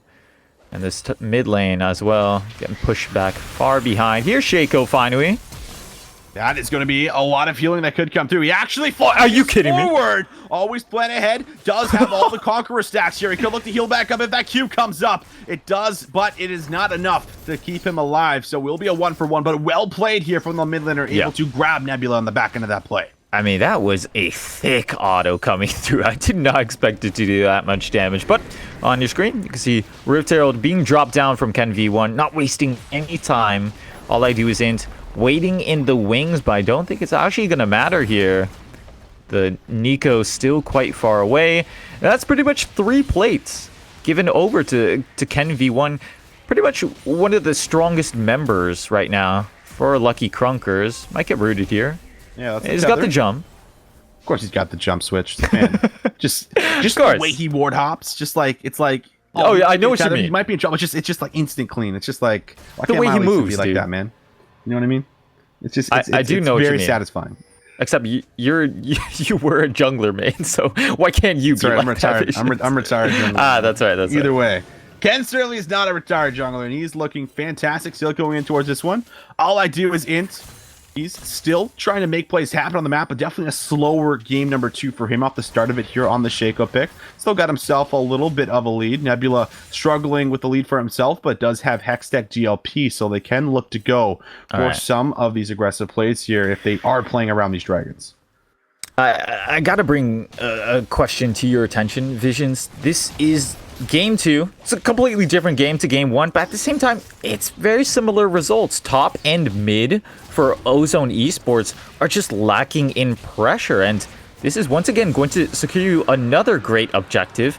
No surprise, because Lucky Krunkers, although they're not just straight out winning the map as a whole. The thing is, though, they've got so much vision along the river. We saw it game 1, seeing it here game 2. And how much longer in this series are you going to allow the side of Lucky Krunkers to gain this much of an advantage in the early game? That's my biggest question here, because they took the Rift Herald, they took the second dragon, and now as the lanes progress, you're expecting deficits in both the mid and the top. Oh, this is a nice play. The flash and the ultimate comes down. The binding, but the hallucinate, I think, binding perfectly there. Oh, wow. Ken is there. Of course he's there. He will find a kill. Top play now. That's going to be one pulled into the death realm, but Ken gets himself away. He will. That's the kick, but will not find the execute. So it will be 2 members down. The top and jungler both fall. Well, Lucky Krunkers with just the better answers out of these 2 split decisions. And now looking to pressure this bot lane. Towers, or rather plates, have dissolved from the actual structures, but there's still a good amount to be won here, right? First brick gold still on the table. You're seeing all I do is int on the Shaco finally arrive to the party just to really disperse the rest of Lucky Krunkers, and disperse they do on towards the mid lane. Absolutely they are. The mid lane also looks like it will potentially fall. I do is int has his clone here. Actually, it's Nebula actually faked me out as they're going to land the stun. Pop Blossom, but of course, he might get out. The flash! Are you kidding me? Switch, he's got to stop doing it to me. I'm going to lose my voice. He's got to stop. I'm going to lose my voice this series. It is just, every time, it's just that snap quickness just gets himself out. However, someone who's not getting himself out is someone who might give over a shutdown. Simple does collect 500 gold, but can be... Oh, of course he does. Of course. What else do I have to say? Jonathan now might be in some trouble here. Always plan ahead. Isn't going to be able to find it, but does get the flash. And, well, Ken is resetting, and he's out safe and sound.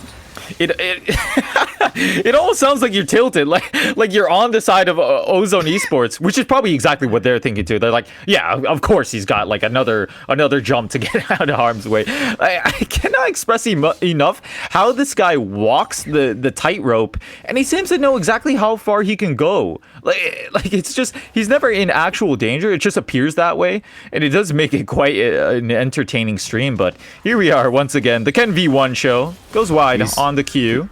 Yeah, he has healed back up here, as there is no ultimate available. I don't know if they know this. All I do is in perfect position to counterplay here. Ken might finally go down. All right, he's out. Well, he's okay. Now trying to also get himself out, and it looks like they do manage to escape here, but the bot lane looking to return fire. Calling is coming down, but the minions are going to absorb it. The flash forward always plan ahead. Didn't plan ahead for the bot lane to collapse on him, and he will get taken out. The top is still under fire, flashing, but he eats into a fear, but there you go. them off with a Q dismounted. executed. Looking for the kick. That's going to be perfectly executed here as they grab the 2v2 on the top side.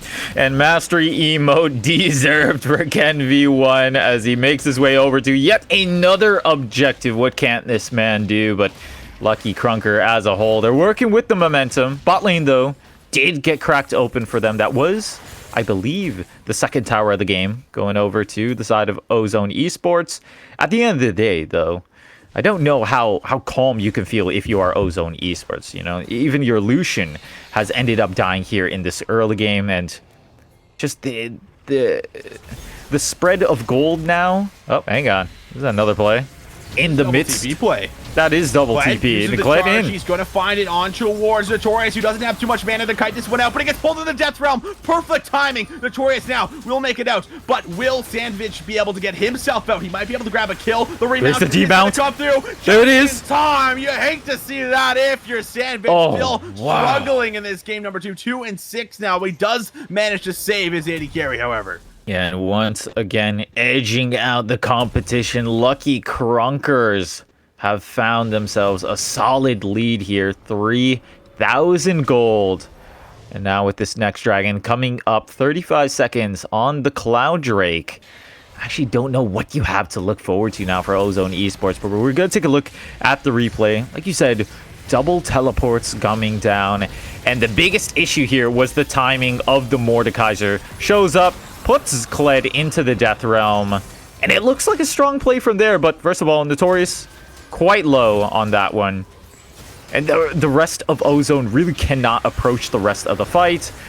Out of the Death Realm they go, and Sandwich explodes.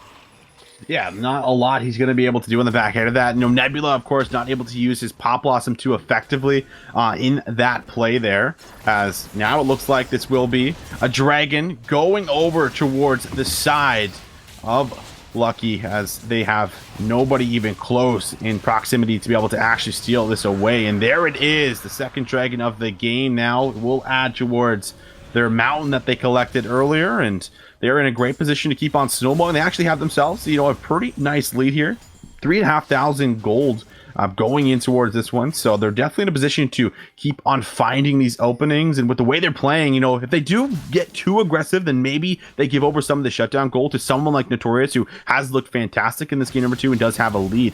But the solo lane is so far behind. That's a really nice hallucinate, but the kick is still available. The shield might keep him alive. Body blocking the Sonic Wave, but Bale Eater is going to eat up the jungler. Now a 2v3 in the top side. One getting pulled back in. The ultimate not up just yet. Sandwich now getting dove. Bale Eater leading the charge, taking it up. This time the Dragon Rage is there to find the execute, and another 3-0 in the top side with a trade of 0 members goes the way of Lucky Krunker. Yeah, the gang's all here as well. Looks to be going just as planned for Lucky Krunkers. Pop Shelly down as well. You get yourself a massive siege coming forth. Tier 1 taken down. Tier 2 in the sights. And can you even approach this composition for Lucky Krunkers? They've got so much pick potential, so much dive as well. That is going to be Tier 2 can be 1. Lands the Q.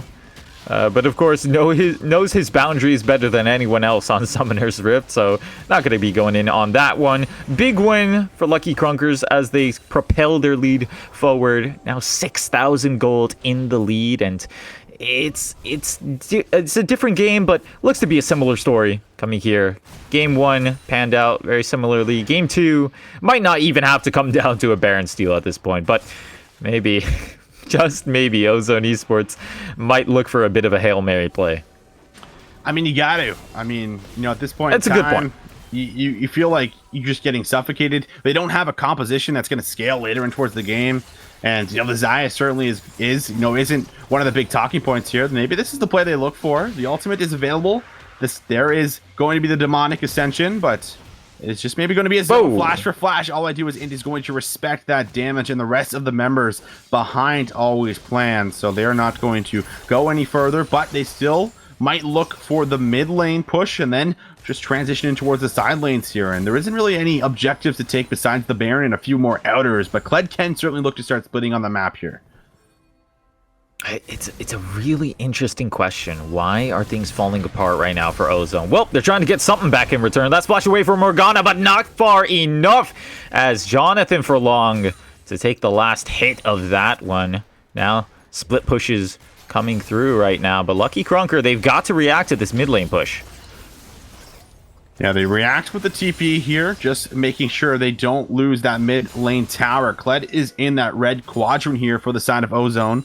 We're struggling just to keep map control, but they do have decent vision at least set up for themselves here around the Baron area, so not going to be very easy for them just to waltz on in and clear out all of this vision as of just yet here. But once they do, things might get a little bit scary for just actually going on towards it. The Xayah, just kind of just waiting very silently, scaling up. Level 11 here, getting close towards that second item. Once that second item comes through, they're certainly going to be able to start shredding objectives like the Baron. But for now, they're just going to be slowing it down, setting up the waves, moving in, and setting up vision of their own. And I mean, the team that probably understands that this game is going like the first, better than me, is probably the side of Ozone Esports. Like, they probably understand that, like, oh, we've seen this before. We know how this is going to play out unless we do something out of the ordinary, unless we do something that's not written on the script. And they've got to start looking for picks that are going to get them great rewards. Right now, it seems like their entire series thus far, they haven't been able to find the right pick, the right situation, the right opportunity to strike. And a lot of that, in my opinion, really comes down to losing the early game and never really getting a chance to play in a fair playing field, right? You're always behind on vision. You're always behind slightly on gold. And right now, the window is closing for the side of Ozone Esports. Look at the damage. That's going to be a lot of damage, but Xayah puts herself right into the fire in the fray, and that will be the look at behind. The AD carry. Favorable trade for Ozone, but the charge in the back is going to find Nebula. Nebula gets oh my god. Rift. All I do is Int trying not to live up to his name in this very moment, and it looks like he is going to get himself out here. He needs to stay alive just in case they peel back for the Baron, but they do come out ahead here with a 1-for-2. Yeah, that Kled came from a mile away, and props to him. He still got the job done at the end of the day. It's really weird stuff, actually, but there is the kill on over to two members of Ozone Esports. Once again, it's a bit of an expected result here, as things seem to go according to plan for Lucky Krunkers. They've been getting pick after pick, opportunity after opportunity, and for the most part, as long as you keep playing the skirmish style, first of all, your Kled can operate in any skirmish you make happen because he's got that ultimate as well. You've got TPs that you're expending. Ken V1 is seemingly always at the right place at the right time. Lucky Krunkers, I don't actually think they've ever been put on the back foot this series thus far. I don't think so. Like, maybe just back and forth leads through the early games, but I think once, we see that 10-15 minute mark and that transition to mid game, like you said, they are not in a position where they are behind. They're the ones in control. They're dictating the tempo on the map. They're always the ones usually having the side lanes in their favor. And talking about side lanes this game, the teleport is available for Bale Eater. He also has, an amazing ultimate that is able to come from such a long range, like we saw in that last fight here. But, their only opportunity right now, I feel like, for Ozone is to find picks, find people, overstepping this. Morgana has done it a couple times, and, that is maybe your window to kind of find your advantage. Mid lane could be in some trouble. Simple actually going to take a good amount of damage here. Turning fire, there's the calling. Okay. That's actually Simple down. Isn't even able to use the ultimate here. Might be a second. It is. That's the opening I talked about. And Notorious is going to be able to convert and collapse. That's the top laners going back and forth. Going deep. Down. He pulls them in towards it. He flashes away. He's going to be able to get himself out of tower range here. So both top laners manage to live, but have to use their ultimates and their flashes. Yeah, the elephant in the room. Pop Blossom coming down. That's a very nice, well-timed Zombies, and the Conqueror from Always Plan Ahead is very strong, but not Notorious. enough to heal up all of that damage, and Ozone is fighting back, and they could look to pounce on the Baron. Just as I say, this game is closed. They finally found their opportunity. A big win in the mid lane does transition into this big man advantage here. Now on to the Baron. Ken V1, he's lurking around, looking to make another miracle happen. I don't know how many opportunities he's gonna get here. Now halfway down on the Baron. Bow Eater, as well as Q-Ting. They're just feeling it out at this point. This is actually gonna... Ozone just pull off. They don't want another 50-50. Yeah, they don't want to risk it. And, you know, I completely agree with them. I think that there's a situation there where they even completely lose the game if they end up, you know, getting wiped, losing the Baron, you know, maybe risking the 50-50 when they're a little bit healthier, or if somebody else is there, it's potential, but all I do is int. Oh, no. Are you kidding me? Now the jungler's down, and now they might just turn for the Baron themselves now, Switch. Oh, this is so crazy, because you're right. For Ozone Esports, it was right to pull off of there, because you're thinking, all right, I don't need to go for a 50-50. We already won one skirmish, one team fight. Maybe it gets easier as we go along, but they surely did not plan for that man advantage of junglers. But now in the mid lane, Bow Eater taken away 4v4 right now on Summoner's Rift. Baron, half HP. They can do this. Ken P1 has been a god at securing these objectives, and he goes in, but he's isolated now. They are going to lose the support for that play, but can they actually have found now another one? They're losing one by one. Sandvision's gonna get hit with a sonic wave, chasing, following. The shield is not enough, and there is it. That is going to be simple, cleaning up the kill. They tried to force out the play. Ken goes back in, does not land the Q, but all I do is int his back up, and now they can look for a steal. He's the one that actually tanks out the Sonic Wave, uses the hallucinate, but he gets pulled in, and he instantly runs in and dies. The jungler is back down. Will they continue to fight, or will they just back and reset? Looks like the answer is going to be back on towards the Baron. Visions. That's your jungler that just respawned and blew up instantly for Ozone Esports. That's not what you want to see happen. And now, Baron, once again, it's been the story of this entire past 5 minutes. Slowly burning down. Some members of Ozone Esports are coming, but this actually does feel like the turning point for this game. Lucky Krunkers, they want to secure this one.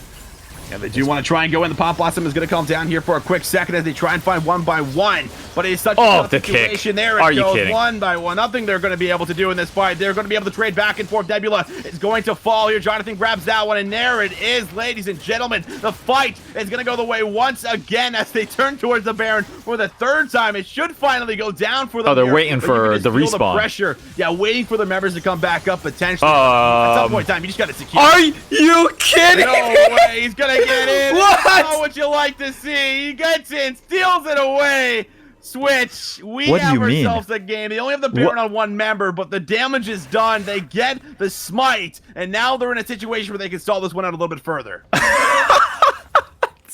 What is happening? Oh, we're looking at the long con on this one. All I do is look at the swagger of his walk as well as he makes his way, just moseys on over to the Baron. I think I'll be taking this one for myself here, gentlemen. Don't mind me.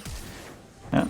On over he goes. Flash in, and that is the smite. Ladies and gentlemen, this is why you don't play with your food. That's exactly it. They wait too long. It's going to cost them. And now they're also going to be able to move down here for a dragon picked up. This is a situation and a half if you are on the side of it. And a situation and a half is exactly what this is. All right, hold on. I do want to take a step back here. Does this change? Does this change anything for the course of the game, Visions? Because, I mean, Lucky Krunkers, they're strong as hell right now, if I'm being frank. I feel like you're in a situation where, you know, you're so far behind that you still have an opportunity back in towards the game, but it's off of mistakes purely. And they might find Nebula here. That's going to be a potential pick. He goes golden.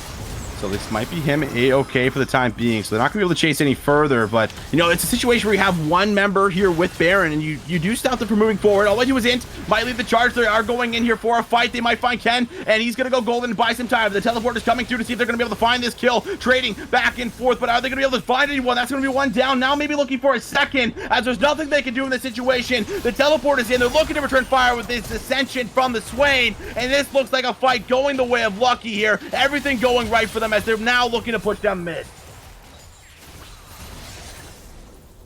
What a weird team fight overall, and that actually goes in favor of Ozone Esports on that one. Really strong stuff. I mean, the split push is still evolving here for Bow Eater, but he does eventually pull off of that one. And wow, what a swing in momentum. I mean, well, sure, the Baron is one thing. The team fight, that's all props to Ozone Esports. There were no handouts on that one. Yeah, no handouts on that one. Definitely a very difficult situation here, as they're going to try and get themselves back in towards a position where they might be able to come back and tie the series here, Switch. I honestly believe that. It might be going towards there. I mean, you still have to consider a couple things. First of all, gold lead. Still 3,000 in favor of Lucky Krunkers. That being said, though, it's like 31 minutes in. That doesn't have as much weight as it had in like 10 minutes into the game, in this early game. But that, as well as the Dragon Soul, is definitely another big issue that you have to calculate for Ozone Esports. It's an uphill battle, but they do have a surprising amount of damage coming out, especially when the Lucian coming out from Notorious Gad is able to walk forward and just DPS as much as possible. Pick it up. Yeah, they're trying to get themselves extremely ahead at this point in time, and going in towards this where you have these shutdowns, you have these fights going away. It might just look great going in towards the rest of the game and forcing this. And this is also maybe a little bit of a mental boom for their team because they are getting themselves gold on towards the carry here. Yeah, they are. And okay, we have another fight breaking out. Yeah, they're going to be looking in here, trying to do everything they possibly can to find this, but I'm not sure if they're going to be able to get it on the back end of this play. Either way, they're going in. Zai's going to grab himself a double. Pop Blossom comes down, but it's way too late. The shutdown does land on towards one. Now, that's going to be the Ascension popping out here. Simple has grabbed himself one on towards all I do is in. Sandwich trying to buy time as he goes golden, but another one is going to clean it up as the binding goes wide. They're on the chase. Simple flashing forward. He uses the Feather Storm out. Notorious trying to absorb the damage, but can't absorb 4. That's the triple. They do it. Now they can look to actually get themselves in towards mid and break open the base. And finally, Lucky Krunkers off of the confusion, off of the chaos. They find themselves the team fight they were looking for. The towers going down now in the mid lane. And this almost surely feels like it's going to be inhibitor cracked. What a fantastic situation to be in, because Baron in 2 minutes is going to respawn.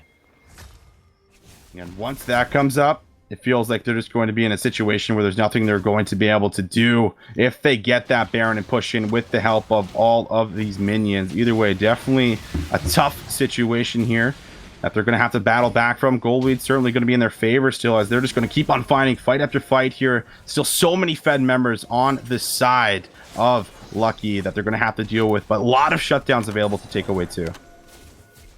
Absolutely true. That's always the bright side to League of Legends. There's shutdowns to be had over there. And as we do point our eyes towards the Baron buff, we're going to be seeing the setup coming out very soon. What exactly is the right team fight for Ozone Esports? Because it's all really contingent off of, hey, how much damage is your Lucian outputting? And aside from that, I think you just put the proper member into the death realm from Sandwich, and you just play it out from there, right? You try and play pick. You try and make sure that Ken doesn't run over your entire team, along with Simple as well. And past that point, you're hoping when all is said and done, when the dust settles, you find yourself with a Lucian still alive and you able to take back the rest of the game. Yeah, it's definitely the window back in. Walking up here, trying to lay down vision. All I do is in, tries to get himself in. He does get hit with the binding and will take a little bit of damage. He did get a miracle smite last time, and now he is a few items deep, so he can certainly look to one-shot people like Simple. But either way, that big important Elder Dragon coming on the map here. They're setting up for it. It is such an important execute. They might be looking to trade Baron. This is interesting because if they take the fight, they'll definitely be able to win it. It used to be, favorable, in the old patch. Right. Before preseason trading this out, but now trading it out is really devastating if you don't manage to get it and find the fight. But they're actually just looking to run it down mid completely at the moment here. This is so interesting, Switch. They're just caught in between a rock and a hard place because they have to back up to their base. They want to know if they want to contest Baron or if they just want to go towards Elder. I mean, super minions are piling into the mid lane for Ozone Esports. They got to pull the trigger, and the Baron looks to be the answer, but Ken V1. Oh, he goes in, but does not get it. That's the Baron secured. That will be now Ken potentially going down. He does go in towards his Guardian Angel. His support waiting patiently. Here's the Shaco. The wall. Nebula's grabbed. The TPs are coming through, but the back door is available as they have to get themselves back there. The Elder Dragon is going to be traded out, but it will only be on 3 members, and the Baron is secured. We are 35 minutes, almost 36 minutes in towards this game, Twitch, and I think it's going to go a lot longer. Ozone Esports come out with the right call. They win the 50-50 as well. Do not forget, that was a gamble Ozone, they come out on top. Sure, they give over the Elder Drake, but this Baron, and also not losing a single Nexus Tower, you're counting all the blessings in the world for Ozone. You're counting all your blessings? And man, this is just looking like a game where I don't know where it's going to go. Before I was talking about, oh, you know, we'll just see Lucky probably go up 2-0 because they have some of the late game scaling here. Simple, definitely online, very close to 4 items, but somehow, some way, the team fights, Notorious popping off when he needs to. These pop blossoms are starting to be more and more effective from Nebula, and he's starting to come online. He was extremely far behind in the early stages, but now he has this Glacial, and with the help of this Glacial Augment, he has all of these items that are going to be able to complement that rune so effectively. Now locking in his 4th item, he is certainly right back in the game. And man, Switch, I actually do not know where this is going to go because the goal lead has now closed in here just to about 4,000. I'm gonna try and do a bit of an investigation on how Ozone keep winning out on the team fights. I would guess front to back is not exactly what you want to do if you're the side of Lucky Krunkers. You want to come out with strong flanks. You want your Kled in the midst of the enemy backline to really find yourself good footing. And the problem is right now, I think Nebula is actually playing his pants off, but low key, because he's, if you can imagine, all of the divers in Lucky Krunkers, they're sort of getting funneled, getting pigeonholed. They're going in one by one, and that's the exact opportunity you want for your Lucian to be able to melt them down one by one as well. There's no dedicated tank for the side of Lucky Krunkers. At best, they have a Kled who's sort of bruiser, if anything. And basically, everyone's eventually going to die from Lucian unless you stop him. Problem is, though, Guardian Angel now secured. He's been sitting on a Phantom Dancer this entire game, and as this goes further and further in, as you approach these towers, is dive the best solution for you? I mean, they're looking for the fight. They're looking for the Kled. He's still on the chase, but they don't have their 80 carry. Now they go in. They have taken down one. We're going to see Sandvich actually bring Ken in that Realm War, but are they going to be able to do anything with it now? Here's Notorious. That's the perfect execution from the Dragon. Everything going right. Finally, we're going to see them drop one by one. A double kill is going to be picked up. Now even another one as the shutdown comes through. Nebula has fallen. Notorious trying to kite this one out. He does have the GA, but there is too many members alive. This should be it. The ace is out. Lucky Krunker get pushed towards the limits in game 2, but they have everything they need to close it out, and that will be them going up 2-0 in the series. Yeah, Lucky Krunkers, they play once again off their style. They play off of this chaos. They distract the bulk of Ozone Esports, and with another victory in their hands, they see the trophy before them. Game 3 on the horizon, and all the momentum in the world for Krunker. What a crazy game, because I was thinking that was going to look a lot like we saw in the semifinals, where they go down 1-0 and then they start to, you know, just be that brick wall that is so tough to brute force through. And we did see it. You know, the smite, I think, from All I Do Is end the steal somehow, you know, after, you know, juggling around the Baron for what must have been a 3 or 4, you know, minute fight, I feel like, just peeling back and forth off of it, on it, fighting, taking the fight, baiting them in, and then finally buying enough time for the jungler to come off 2 respawns and then get towards the Baron pit and steal it away was certainly that moment where they gave them a little bit of time, but just was not enough. And now, you know, you have to go in towards this next draft here, you know, certainly looking to change up the composition a little bit here, Switch, or at least looking to take away some of these power picks. And I'm looking at that jungler there. You got to look to maybe take away the Lee Sin or find something that can match it and beat it. No, you've actually absolutely just got to switch up so much for your pick and ban if you're Ozone Esports. First of all, yes, the bot lane was a shining light, something that you didn't expect coming out for the side of Ozone Esports. The problem is the rest didn't fall together as well. Lucky Krunker found themselves with another successful early game because they keep having more pressure in their solo lanes. They keep allowing the side of Ken V1 to play. I actually love this. Oh my god. If you're looking on stream, I'm not looking on stream, so you have to enlighten me on what's going on in that chat. Let's just say it had something to do with the little Shaco getting a Baron steal. Sure, he ends up going down, but that clip, oh my god. Yeah, that was one hell of a moment there. That steal away. Either that was way, great.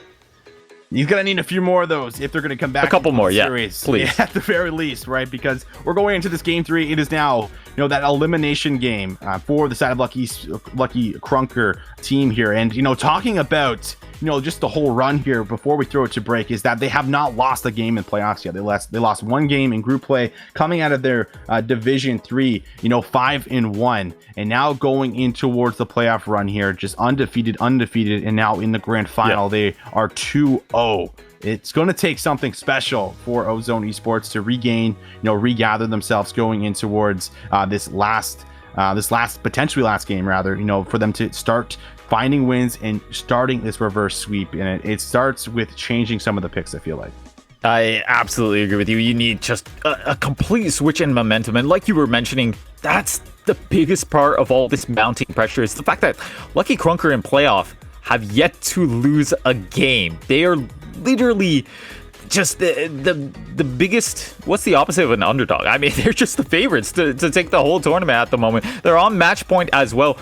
You need the hand of God. You need something to really lift Ozone Esports and bring them to stop all of this momentum. It's going to take a hell of a big opportunity for them to come back into this, but it all starts with the pick and ban. Right. Starts with the pick a band, starts with going with something a little bit different, and we'll have to see what that will be. For now, we're going to throw it away here to what could be the last game on the night, the last game for this season for Risen Champs. So I'll have to see how that will pan out for us. Either way, make sure you guys stay tuned. Do not want to miss game number 3.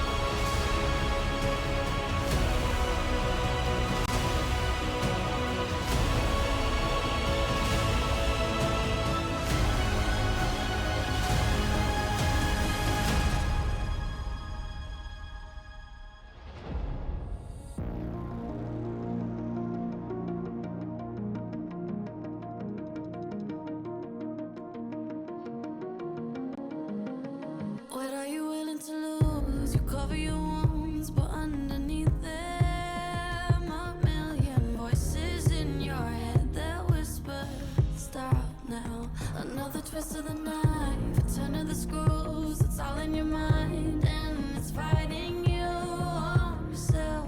The storm is coming. Wow, kid, what you gonna do now? It's your reflection looking back to pull you down. So are you gonna die today or make it out alive?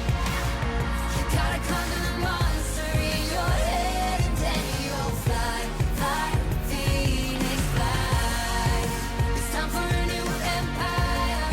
Go bury your demons, then tear down the ceiling, Phoenix fly. And now you're playing with matches, come out of the ashes underneath you. A million voices in the crowd, they're screaming, stop now. Well, let them swallow the pride, you're turning the tide to true believers. Got them in the palm of your hand, you're playing God now. What you gonna do now? It's your reflection looking back to pull you down. So are you gonna die today or make it out alive? You gotta conquer the monster in your head, and then you'll fly, fly, Phoenix fly. It's time for a new empire. Go bury your demons, then tear down the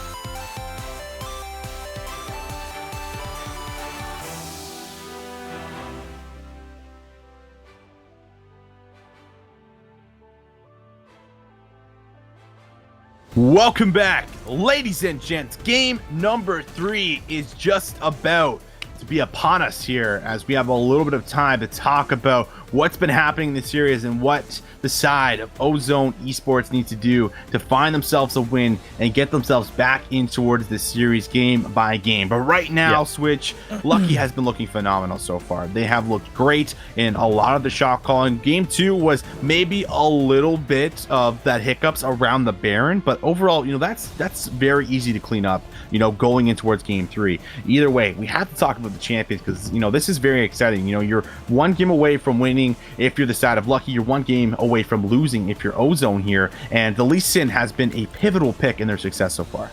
It's been massive, and the only thing I can say to Ozone, really, I have a lot of things actually to say, but the key takeaway here is change the game of League of Legends that's being played right now, because it is not favoring you at the moment. I mean, Lucky Krunkers, first of all props to them. They actually went with a bold move that I would have loved to see happen, but truthfully, I didn't expect to see. They left the Shaco open, no fear in their eyes, and I mean, you saw the first game pan out. It was really symbolic of how the entire series has panned out so far, which is, the Shaco.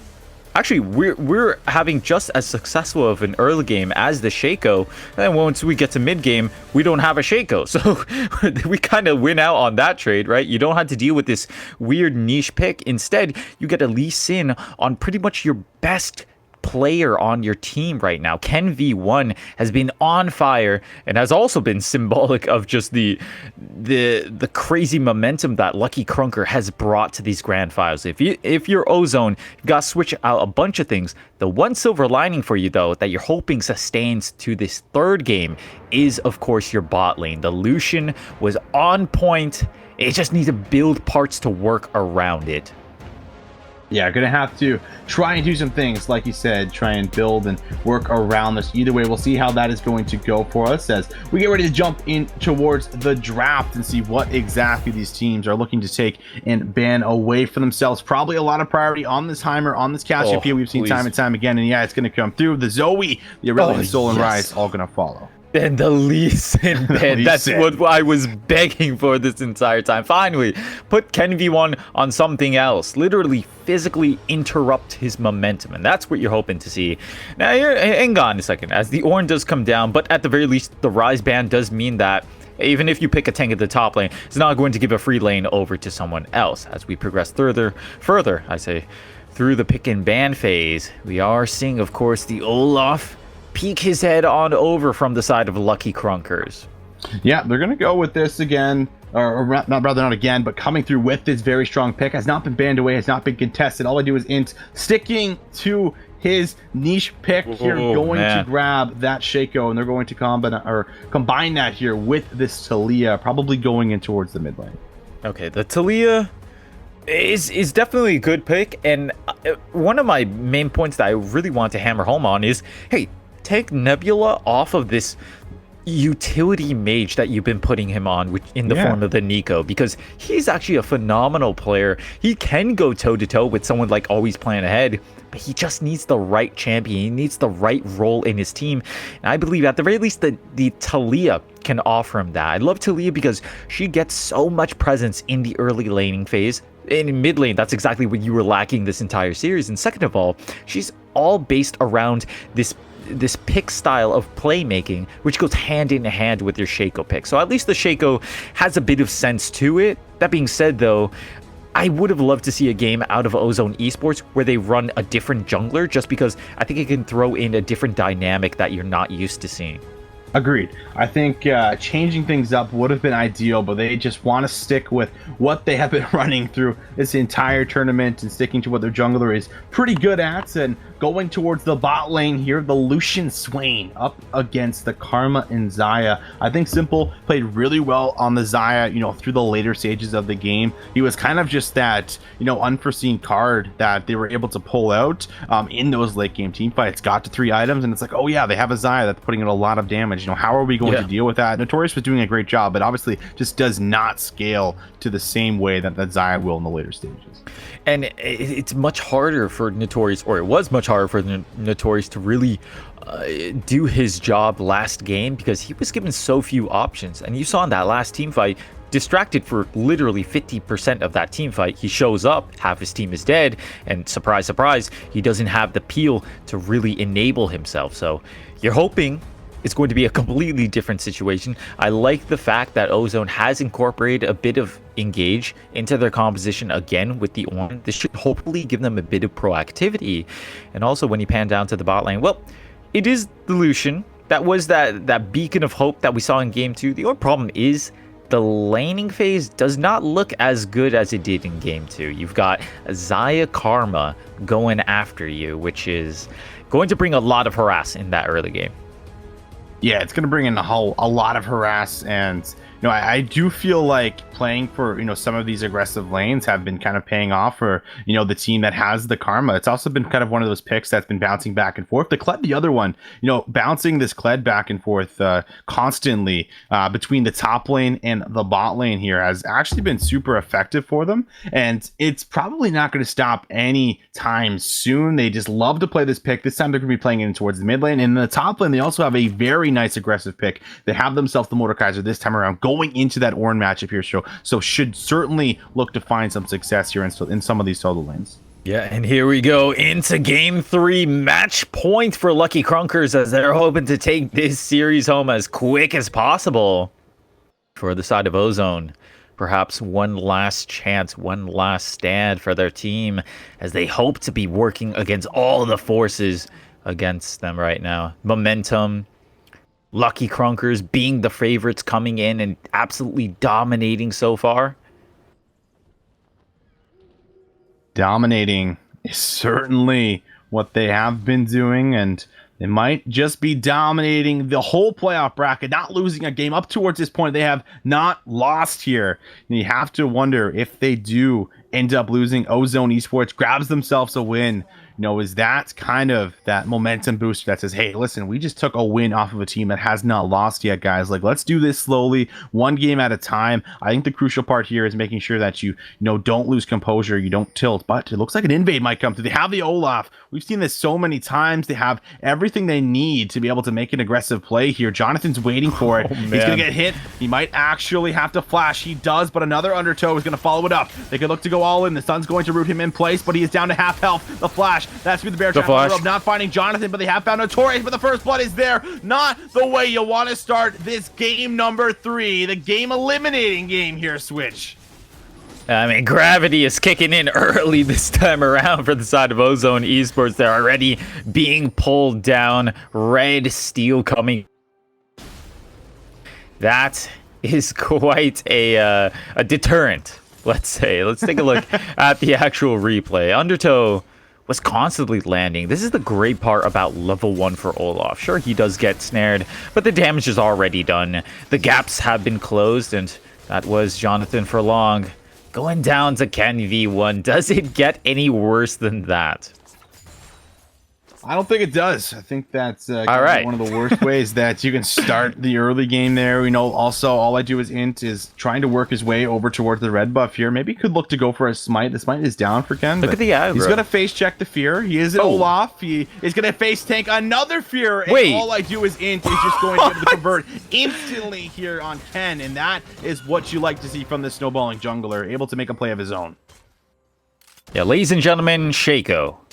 Just what a fantastic champion that is. That actually looked way too simple for a game 3 match point of the grand finals of Risen Champs. But hey, you'll take what you can get if you're Ozone Esports, and that is a nice lead for yourself. Bit of revenge on the side as well, as both junglers now heading over to their blues, but only one of those junglers has a red buff in their pocket.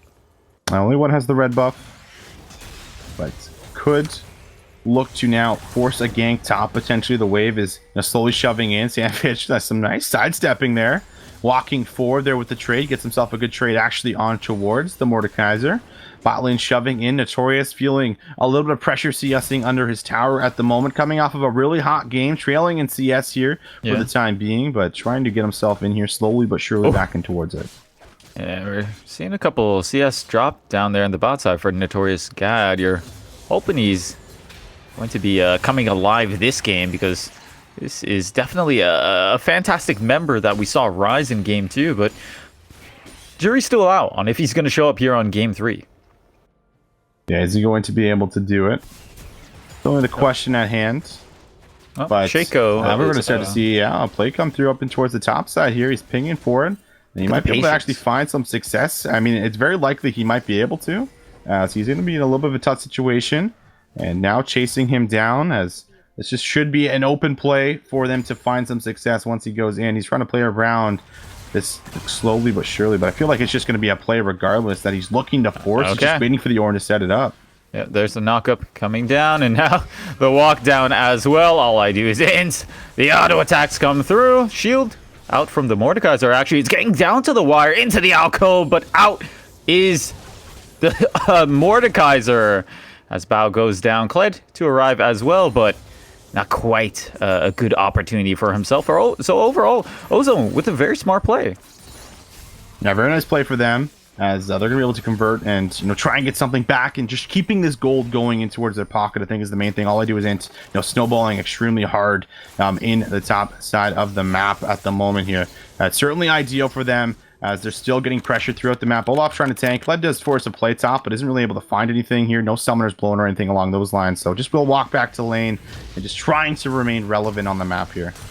Okay, well, as you can see on your stream right now, Dragon is going to get secured for Lucky Krunkers really early on into this game. 5.5 minutes, and that was the Cloud picked up Ken V1 victoriously back to his jungle. Fact check me on this one, Visions, but I think Ken V1 has taken every single first dragon of the game this series.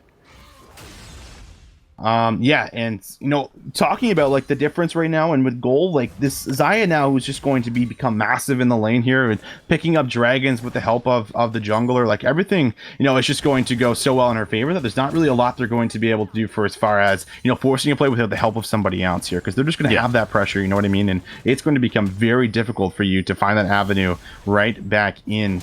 But either way, it can be done. We did see him pop off in the last game, but we're going to be looking at the jungler, who's 2-0, hasn't even reset here, sitting on a lot of gold to force that play. As in the mid lane, we see a nice trade come through onto Kled.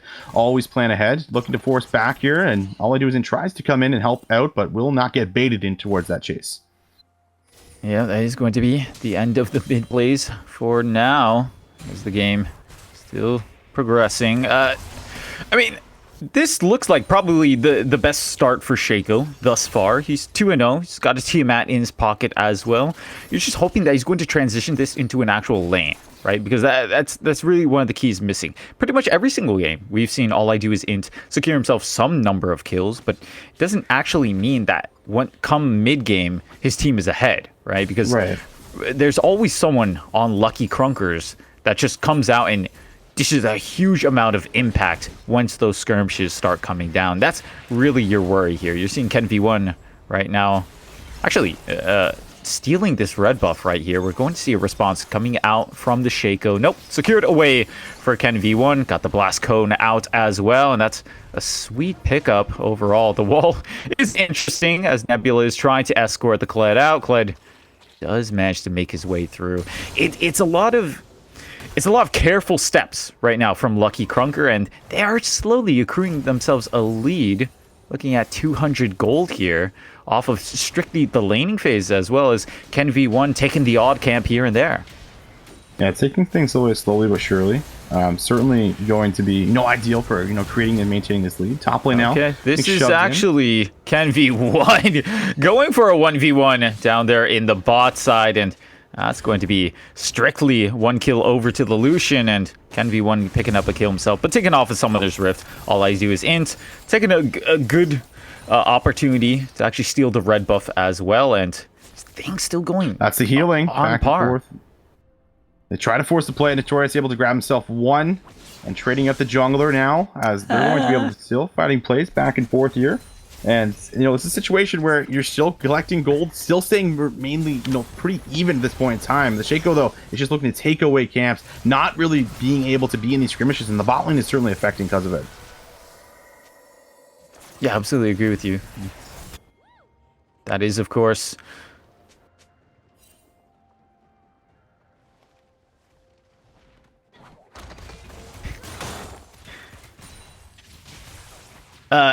sorry. Next dragon of the game going to be Ocean Drake. In around a minute and a half, we're going to see the backs coming through for the bot lane of Lucky Krunkers as they're going to be moving towards that one slowly but surely.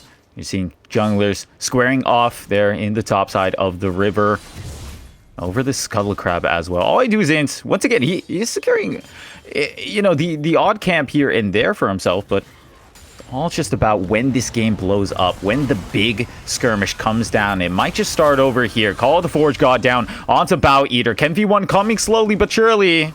Shadow Realm with Sandvich down there, trying to get the damage down. Nice knockup is going to buy enough time, and that's going to be the Ornn coming down. Ken V1 trying to look for Retribution, but it's not enough. Taken down as well. 2 for 0 for the side of Ozone Esports as they find themselves a very confident pickup there.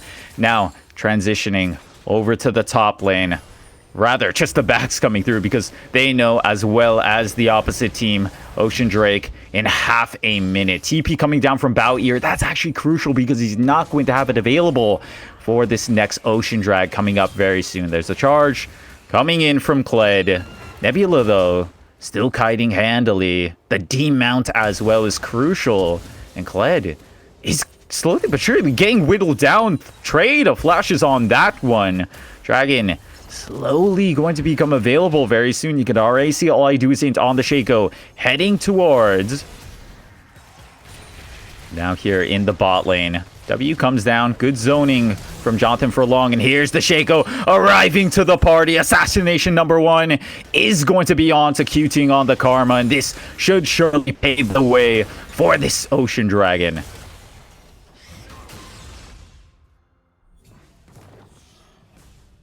And yeah, Ocean Dragon, it is slowly going down.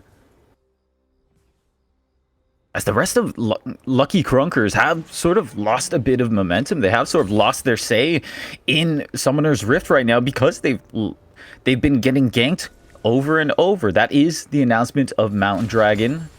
Couple more obstacles onto Summoner's Rift now. And honestly, I would sort of imagine that would help the side of Ozone Esports because a lot of their kit is reliant on kiting. You want to see Nebula in safe spots. This is not one of them. Always playing ahead right behind his opponent, able to secure another kill. And this is a very classic play coming out from Lucky Krunkers. They've been doing this time and time again this series. Rift Herald taken early from Ken V1. Let's just keep an eye on where exactly he's going to be able to transition that over to as he does make his way over to the top lane. You're now seeing a 4-0 Shaco in the hands of Ozone Esports. Bit of a trade in the bot lane as well. That's actually good damage coming down. The pull as well. Ignite. And that's going to be the Feather Storm coming out just as a desperation play. Heal still available for Simple, but going to be forced away. And now with this play of pressure, where is the next opportunity? Into the top lane. Okay, Death Realm for both top laners now. Bow Eater, though, he wants to get himself into a safe spot, but knocked up from Sandvich. All I do is int, trying to get the damage down as well, and that one goes over to the Shaco. 5-0 is the start up here. Rift Herald now down in return. Lucky Krunkers do not want to lose out on momentum. They want to go hard for the dive. The pushback from Nebula. He's trying to get away, but not enough. The righteous swings able to lock him down. The tower as well exposed, and hits almost a bit of a base race formulating here. 13 minutes into the game, and trade of objectives for both sides. Lucky Krunkers, though, they're still not deterred. They're still not falling behind in terms of momentum, and they do end up taking, crucially, first tower of the game in the mid lane as well. This is going to give you so many more opportunities for Ken V1 to shine with all of his aggressive plays. Now switching that momentum over to the bot lane. The Swain and Lucian having to go towards their tower as the harass is coming down. Ken V1. Okay. Once again, in a strong spot right here. Yeah, they're in a great spot. And, you know, we're looking at, you know, the jungler who's now 5-0. As Nebula looking for that side mix shove. Not going to hit Ken. He's looking to just kite himself away. And in a situation where he is now just playing towards the bot side because there's a little bit of a lead still in their advantage, but the goal lead has been closed due to the CSing from Notorious under, under the tower. It's been closed significantly here, and it's been fantastic as they are getting ready to set up for that next dragon that will be coming up here in 2 minutes. And that will be a mountain dragon, so you can see a little bit of priority here already towards the bot side. Very, very important. This is actually the most hopeful early game I've seen coming out from Ozone, and I think so much credit given over to All I Do Is Int on the Shaco. He's been getting gank after gank successfully, and sure, we've been seeing this pick all series, but I think finally it's starting to come out with quite a big lead. Like you said though, Visions, a lot of that CSing perfectly coming down for the side of Lucky Krunkers is allowing them to stay not just on par, but a bit ahead in gold. You've also got to calculate the first brick gold of the game, the first tower as well for Lucky Krunkers, so that's still yet to be equalized from Ozone Esports. But as a whole, the fact that Ozone are getting a lot of gold onto the right spot, at the very least, with the Shaco, you're hoping he's going to be able to make a huge play coming into this next dragon. Yeah, certainly going to be a huge play coming in towards this and setting up for this, just adding towards it, playing for the souls like we tend to talk about here. Obviously, kind of, the big difference makers in a lot of these games, especially the later they go here. But either way, it's been pretty much dead even between both of these teams. Olaf, definitely going to be in a position where these skirmishes are going to be massive for him. He kind of comes online during these point in times throughout this game here. So certainly something to play towards with these skirmishes that are coming out. The top side of the map, certainly also struggling. This Mordekaiser 0-3. Not what you expect against this Ornn that's going to be so impactful when these big team fights do end up breaking out here on the map. I think it's great. I think it's fantastically refreshing for Ozone to not have to worry about the top lane anymore. They've got the exact situation that they were accustomed to having in the quarterfinals and in the semifinals, where they pick Ornn, they win out, or they stay pretty much ahead in terms of the lane phase, and come out of the lane phase, you've got that Call of the Forge God to rely on. You've got a solid frontliner as well, and as we prepare for this next dragon, right now in control for Lucky Krunkers, but you're seeing the rotations slowly coming through. Baron being burned down. Are they going to be able to take it away in time? That's a steal! And actually, the rest of the team fight to follow. Call of the Forge God onto the backline. Notorious Scad around the bottom side. Flashes in as a desperation play, but taken down. And now the rest of Lucky Krunkers to go whichever way they please. Nice snare coming out. And Simple is actually obliterated from that one. All I Do Is Int, though, is going to pay for that pick. And once again, you've got a bit of a trade there. But crucially, the Dragon was going over to Ozone Esports. Let's take a look at the replay of that one, because the entire call here for Lucky Krunkers is really, hey, burn this dragon before Ornn gets here. Actually back to live as Mordekaiser are finding himself in a bit of a pickle. Knock up Nebula, looking to get the damage down as well. The final auto attack, that got a little too close for comfort rather. And once again, a bit of a highlight over the dragon. The call is really to burn before the Ornn arrives. They managed to do just that, but a team fight still ensues. The awkward part, though, for Ozone Esports, they've got their... They really have no approach from here, because look at where their Lucian is, around the bottom side. He sees Ken V1 quite chunked out, getting the damage down, sure, but Ken V1 still manages to survive, and Kled on top of you, what really can you do about that situation? All the meanwhile, you had great zoning coming out from the Mordekaiser, and from there, once again, another control team fight just off of getting there first to the play. That was a 1v1 around the backside of that engagement, but for the most part, you're still very happy for the position of Lucky Krunkers. They still maintain control for the most part. Yes, down one dragon, but surely not out of this game thus far. They've got great farm in all their lanes, and right now, getting gold into the pockets of both the Ornn and the Kled. Hang on. Call of the Forge God onto Simple.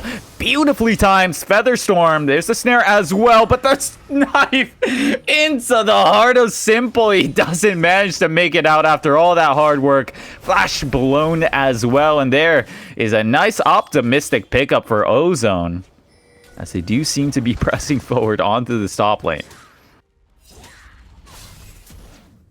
They continue to force these plays here time and time again, and now we're seeing Ken actually come up here, soak up this wave, Bale Eaters, though, is able to actually grab himself a little bit of push here in towards the bot side. Talia could look to use a little bit of this passive here, close the gap, and instead maybe just looking to mask the top side of the map here. And this Rift Herald still available for Olaf. Could look to actually use this. There is, of course, no more plating available, but still looking to crack open another tower. That is something that the side of Ozone is yet to do, is get themselves any of these towers here. And a lot of global gold still on the map, as Ken's actually waiting super patiently. He does have that empowered recall. This is so scary. He's got Ragnarok too. Yeah, Nebula's in trouble. He's going to use it, but the Ragnarok is going to force him from doing anything. And Stop. the flash No. of the wall, but the charge will follow. Always plan ahead is there. Sandfitch tries to back up his mid laner, but it might actually end up costing him his life as he's going to land the knock up in towards the wall. Shaco's going to come through. They the do damage. Kill. That's a shutdown. Moving forward here on towards Simple, trying to run him down. Simple's kiting. There's going to be a lot of feathers called back in, but Bale Eater now is in the fight. All I do is it goes back in. Go He back. tries to get the autos, but it should cost him, and it does. That's the calling. Getting Bale Eater very low. He does bring one into the death realm with him for the time being, and it might be enough. But Sandvich might find potentially the shield might be up, but Simple is there. Now the re-engage coming out, but it does not matter, and they come out with a big play in the top side. Tragic for Ozone Esports, stopped in terms of their plays. And that is super fortunate for Lucky Krunkers. Arrive first to the party, get on top of Nebula immediately. That was the star of the play. We're looking at a replay right here. And again, what can you do when a Ragnarok Olaf just comes running at you and you're Talia? Like, essentially nothing. Very fortunate ultimate coming out of Kled to allow him to chase further down. And from there, really, the bigger play is around the top side here. Sure, you're seeing a lot of zoning coming out from both the Kled and the Mordekaiser, but you look at the top side, yes, one member of Lucky did go down, but Simple on the Kaisa has been maintaining good kiting, good positioning this entire game, punishes Shaco for the greedy misposition, and just waits for Sandwich to just climb through it all the entire time. Actually, you're seeing Notorious around the backside of that engagement. The problem is he was never really involved in the fight. This is the member. This is a champion that you want to be involved in early game skirmishes. Yeah, you want to be involved in these skirmishes and setting yourself up for success. Obviously, working thus far here, but now your Shaco is mega fed, can look to one-shot the AD carry here, Kled, but is also snowballing and can look to actually kind of do the similar thing here onto Notorious as they're looking to get themselves in towards the enemy jungle. Going to lay down some of this deep vision, have priority. Again, all of these towers now have been taken, so all I do is Ants just watching his camps fall one by one, as it looks like this should be another tower or another dragon going over to the way of Lucky Esports. Yeah, it is tragic. Once again, it's just losing inch by inch for the side of Ozone Esports as you get into the mid game, because, well, there's actually Shelly being dropped down currently, and it looks like a bit of a pressure play coming down here. Shelly is going to be going over to the mid side. No tower in sight quite yet, but you're hoping with all that bot time, something good is going to happen for the side of Lucky Krunkers. Yeah, he's certainly looking to force a play out the best you possibly can. Like you said, Shelly is used. Don't think it's going to get the charge out, though. It's like it's going to be stopped in its track in the mid lane. I think it was just running out. They weren't able to make it play. They decided to grab the dragon for that instead. So now it's just going to be a top lane push. Always plan ahead. Looking to try and maybe push out this wave. Go on towards the tier 2 at the very least here. But Shaco certainly in a position where he could look to take this fight if he walks in towards him, but will not walk in that brush. Will walk up towards his jungler. And now with the Baron on the map here, we're going to start to see resets. Some of these wards coming back out here for us and just setting up around this objective, because last time we saw the side of Lucky Krunker play around this, it didn't look as clean as it did in game number 1, and we saw a big steal from All I Do Is In. Well, he is now online to one-shot people and find that steal again if they give him the opportunity. Yeah, well, I mean, Lucky Krunker, they always seem to hang on in these games, and when they win a team fight, they win it hard. That's the biggest problem right now for Ozone Esports. You can't slip up, because that basically just means momentum right back over to Lucky Krunkers. And Lucky Krunkers, it seems like they're never quite shut out of a game. You're looking at the scoreline, 11-10. The problem is, though, 4,000 in favor for Lucky Krunkers. Now feeling out all of this Baron vision here, it's going to be a bit of an uphill battle already. Yeah, very close on that one, but a bit of an uphill battle already for for Ozone Esports, as they have to watch their footing. They have to make sure the wrong target does not get ambushed by the Kled. Yeah, that's certainly one of the big things going in towards this. That good engage comes through from the backside here. There's a lot of summoners available, but you get onto Nebula, get onto Notorious, and you have the kit, you have the items to be able to one-shot these carries in these fights. So things could get pretty terrifying pretty quickly. Baron is still on the table. These teams do not want to go for it to force anything just yet. Mordekaiser was splitting in towards the bot side here, has his teleport coming up very, very soon. The only other member with the teleport is going to be the other top laner, who has his pretty much at the same time to match, so that will work out well for both of these. There should be not too much of a big timer here for that TP to come out. But moving back into the blue quadrant, again, shoving the minion waves, and that's the big thing, is there's no towers taken for the side of Ozone here, and it's so difficult to have lane priority in any of these lanes, and it's showing on the map. Yeah, the thing for Lucky Krunkers is you're so comfortable face checking these brushes, securing your vision, because look at your front line already. Yes, both teams have Mountain Drakes, but this surely more favors the side of Lucky Krunkers, because almost all of their top side is basically a tank in its own right. And now, as they do get strong pink ward vision over this Baron quadrant, it's going to take, once again, a lot of patience and a lot of discipline coming out from Ozone Esports to really reclaim some of this. And the longer you leave Baron buff obscured from your own vision, it just haunts your mind, oh, are they doing Baron now? Are they doing Baron now? It's terrible stuff, dude. Yeah, you're seeing a bit of a graphic on your screen to just really showcase a lot of the vision heavily in favor of Lucky, especially when you're looking at that red quadrant around the bot side. They have a good amount of deep vision control on that one, and either fight, like if you take a team fight around mid lane, if you take it around that red quadrant, if you take it around Baron, it seems to favor the side of Lucky Esports, because they're going to find a flank that they want. They're going to find the flank, and on top of that, if this team does get caught out, just one of their members, they're going to turn towards the Baron, and then they don't even have to finish. They can just look to turn because they have so many great engages to run at them here. With the Karma, you have this Kled running at you, frontlining while doing a ton of damage. It's just not a great scenario whatsoever, but Nebula does grab himself the blue at the very least. The next dragon going to be coming back up here for us. This is like, it will just be another one going over potentially. There might be a contest, but Shaco's not nearby. They're pinging on towards the Baron. They want to try and trade this out. Yeah, this is a nasty play formulating for the side of Ozone Esports, and they're pulling the triggers as well. Directly in vision is the big problem here. You're seeing a migration coming out from Lucky Krunkers. They don't want to give up any semblance of a Baron without a fight, and as a whole, Ozone Esports, they look like they're a bit at a loss in terms of vindication and commitment. They can't go for a ballsy Hail Mary play around that Baron, and they are now routed over to their mid side, losing out on that Mountain Dragon as well. Losing out on the mountain. Now might even be losing out on another tower here. Already 3 have been taken. It is just a 3,000 gold lead still. The fight is still fairly even if they do look to take it, and they do have the Call of the Forge God there to be able to call that in and start things off for them.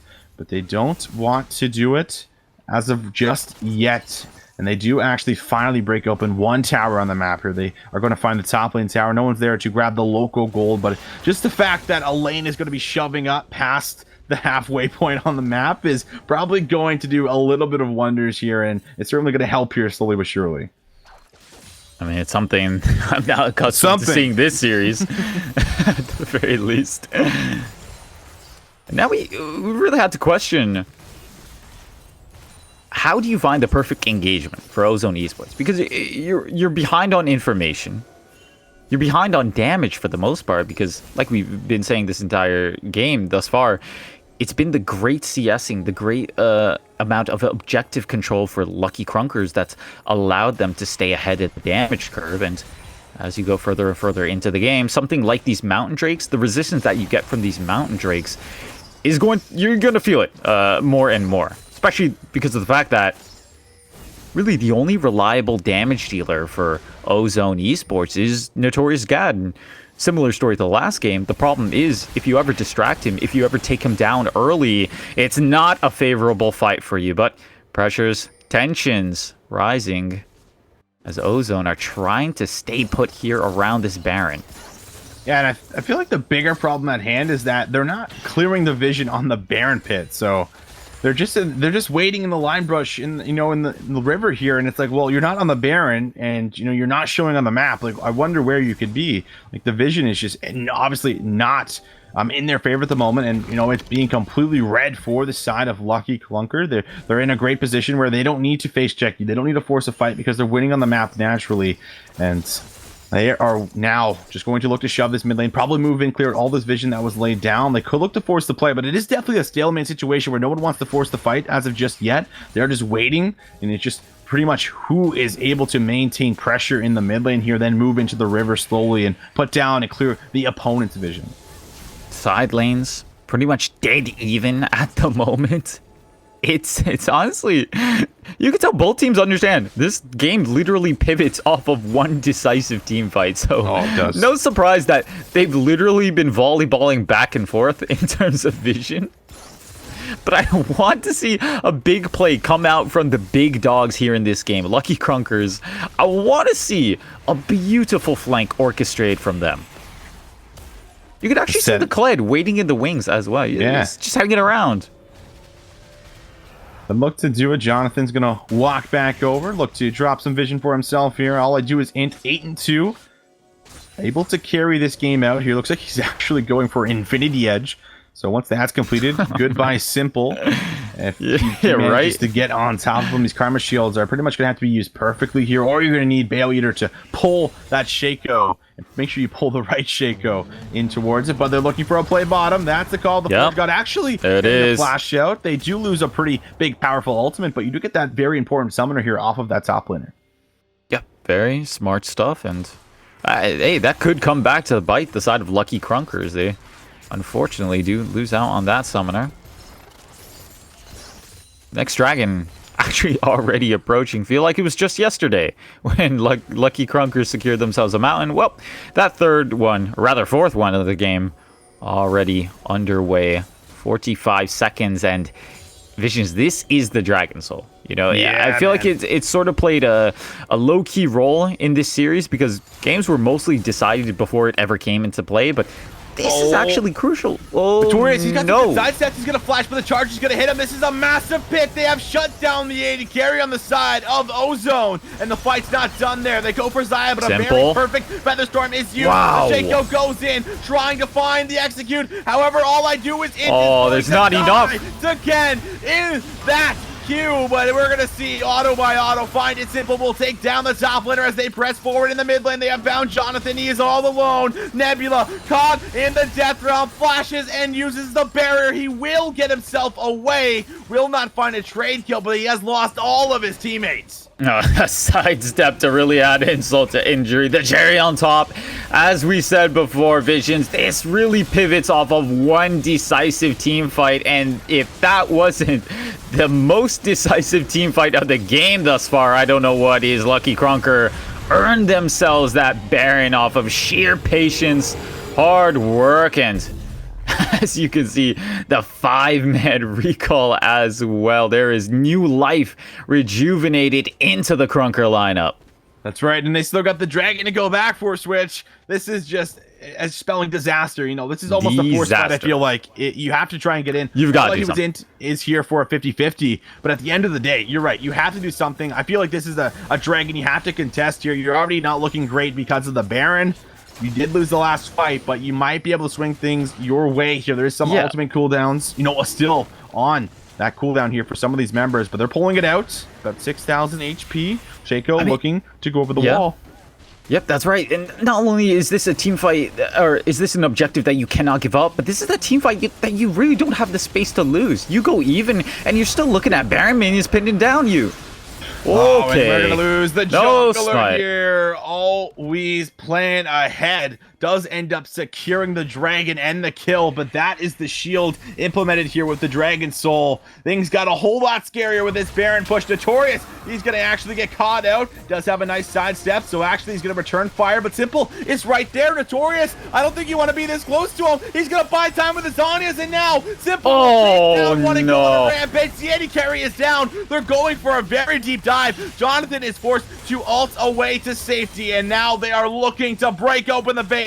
This could be it, ladies and gentlemen. Lucky Esports has not lost one game in this entire playoff run, only losing one game in group stage, and they are one team fight away from crowning themselves the finals champions. They're holding on. They're going to grab the inhibitor, but they're going to move towards the mid lane, and they're going to grab themselves a second now switch.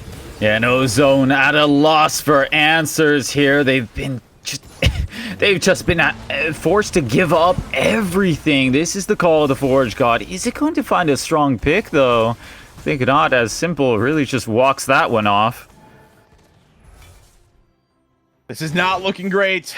Almost 10. That's one way to put it. 9.5 gold. Everything on the line here. Your entire season, your entire run, getting all the way towards this point here, is going to just come down to these last few moments, potentially one last fight. The Baron's still going to be available for a little bit of time, and if you are on the side of Ozone here, you got to look for some kind of a pick in this time. You got to look to stall this game out in some way, shape, or form. Now, the Shaco has got an Infinity Edge that is also empowered from the Ornn here, so it is Molten Edge now, so maybe that gives you that slight advantage, but you're still getting a lot more than that if you're going to climb back in towards this game. Don't mind the series.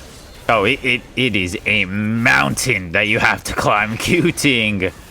Trying to weather the storm. That is a pick, definitely, and that might just amount into a bit more. You can see lots of members formulating here around this top side. Oh, the Forge God does land. Yeah, they're going to land it, and that's going to stun him up. He brings one in towards the Death Realm there with him, as he wants to make a play. Alone, but the rest of the team coming through. Side McShop is going to find him. They now have found a second. Nebula has claimed the top laner's life. The flank and the back line. Looking for all I do is int. That will be Simple, going unstoppable, taking down the jungler, pressing forward with the GA. He's going to be the jungler, but can now pop. Always plan ahead, has taken down Swain, going for the dive. He has a GA of his own. It will be popped as they look for the top laner. Simple gets it on the back end of the auto. That will be the red securing that kill. A 3-4-2. Karma is up in 5, but they're still pressing forward. 3 strong on the top side. And it's so close for Ozone Esports. They can just taste a bit of a comeback, a bit of a reprieve. The pressure is constantly coming forward from Lucky Krunkers. They've built up this advantage the entire game, and they're ready to take it home.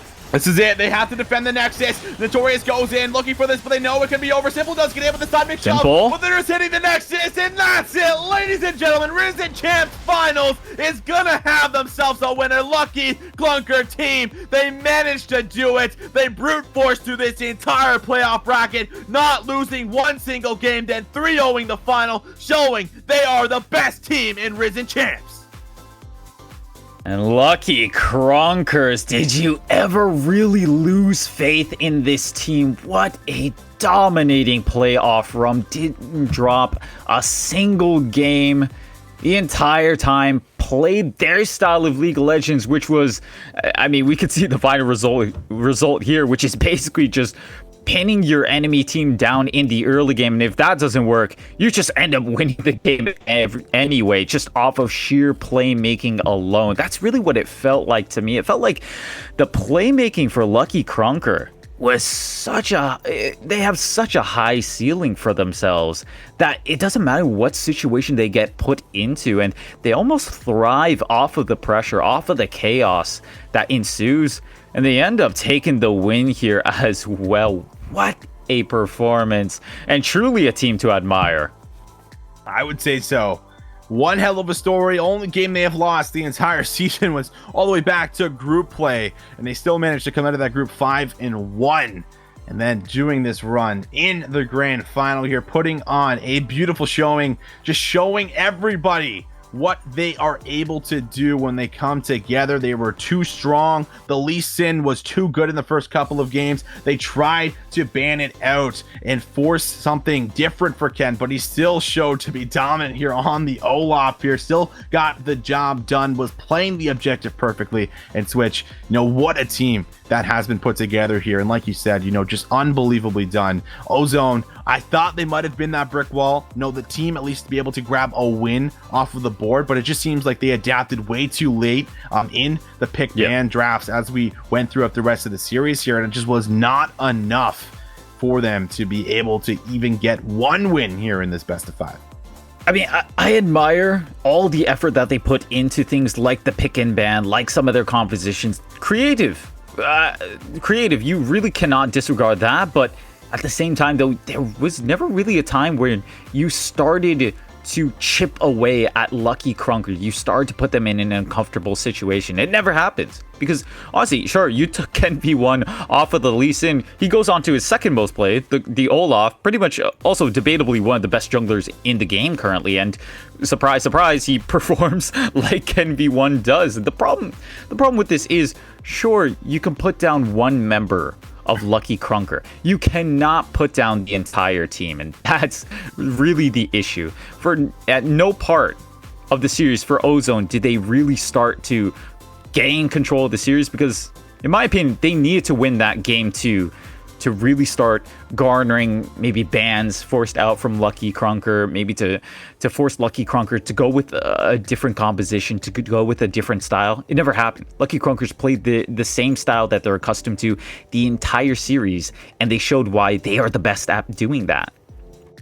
They are the best at doing that here. And I'm also getting word that we actually have an interview set up for the mid lane here on the side of Lucky Krunker here. Will be always plan ahead, who was able to pilot that Kled, I believe, in game number 1, as well as that last game. Looked very strong. Probably not one we highlighted as much, because I feel like maybe he got shined over Ken V1 for just some of the plays that he was making, especially on the Lee Sin. But I feel like this man had an amazing set on the day here, Switch. I think he did his job perfectly. The first 2 games we saw Nebula, on this kind of more of a supportive champion here, trying to run the Nico, and he was able to shut it down, just perfectly. And then he ran the Swain in that last game there, just was extremely far ahead very early on, able to find kills with the help of his jungler, and just rotating around the map. The mid lane pressure was something they certainly played to, and well, it just took over. And this man, of course, getting the MVP of the series here, as well as coming in for this interview, will be very interesting here to hear from this man. I'm very excited for that interview coming up very soon, but I completely agree with you. I think always plan ahead.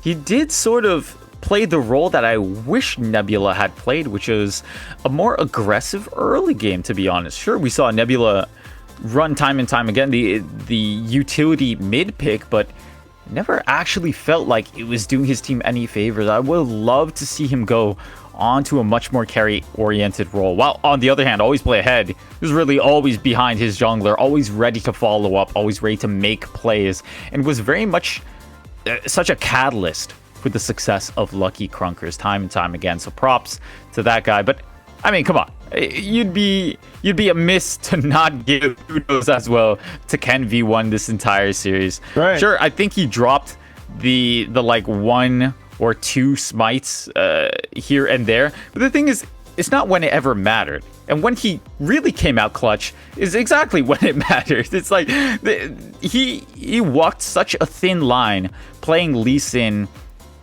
grabbing so much attention, having so much of an impact, and was never really a deficit for his team. Always a contributor, always picking his team back up, and it's no surprise that they didn't drop a game this entire grand finals.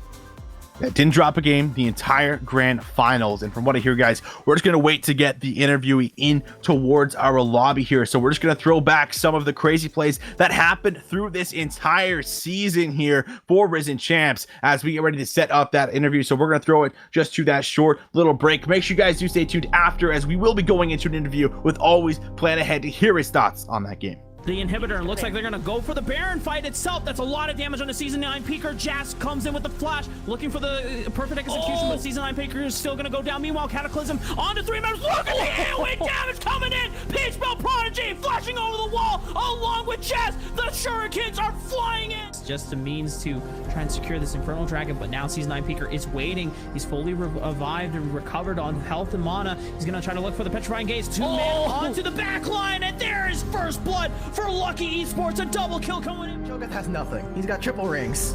Oh, nice hook onto Rob Timer. And where is that cleanse you were asking for? It's definitely punishing him now. Robert gonna go down for his sins. Although he looking for another flay. Lands the death sentence. Just needs a couple more feathers. Is gonna go and takes it. And they're gonna be able to get out the kill with only...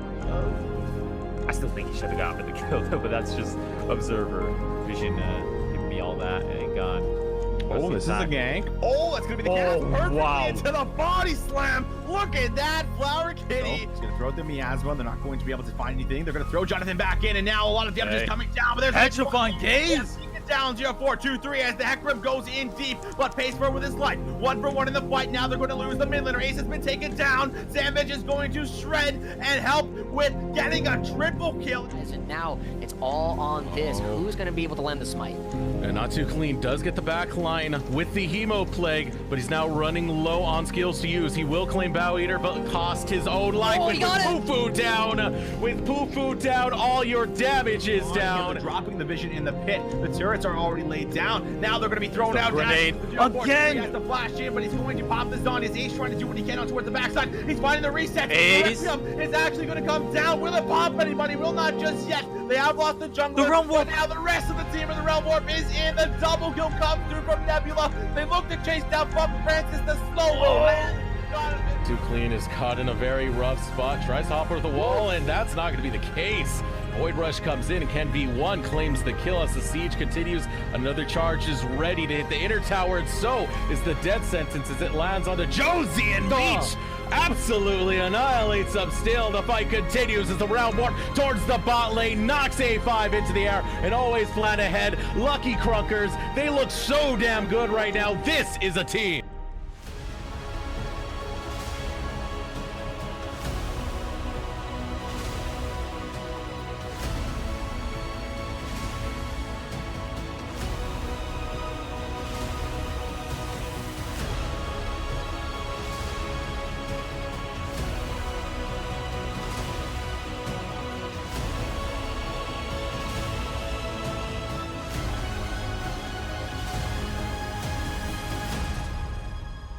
All right, welcome back, ladies and gentlemen, as we look to set up our interview here with Always Plan Ahead. Looks like he's just having just a minor technical issue as we try to get him back in towards the actual stream here, or in towards our team speak. But either way, this is also a really good opportunity to kind of talk about what Risen has going on here coming in toward the new year. They do have the scouting grounds coming through, so they are looking for coaches, things along these lines to help draft for the pre-made teams that will actually be made for the Gold and Platinum series coming through there in 2020, which will also be when the next season starts there for Risen. So make sure you guys are staying tuned for that. And if you are interested in being a coach or a drafter for that, then make sure you guys do actually contact somebody from Risen, either in the Discord, which you can find below in the Twitch stream, or on Twitter, DM somebody, message somebody, however you want to contact them. Let them know that you want to assist with the coaching and drafting there for the pre-made teams, as that will be a scouting period for the members that will be drafted in towards that.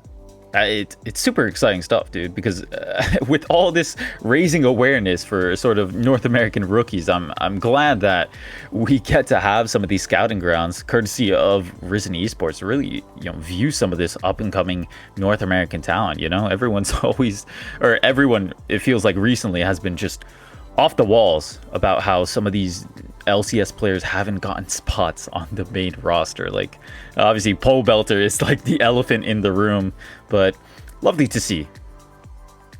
Yeah, I mean, a very interesting topic, as we kind of just looking to again, just to give you guys the update, we are just waiting for him to actually figure out his just technical issue to get him back in here. So we're buying time, but apparently he's here. I think we got him. All right, how is it going? I think we got you here now. Always Plan Ahead. Welcome. Congratulations on the win. as we look to kind of talk about some of the things through that entire series, starting from 7th, going back towards game number 1. I kind of want to start with everything, with your plan coming into towards the series. How are you feeling going up against Ozone Esports?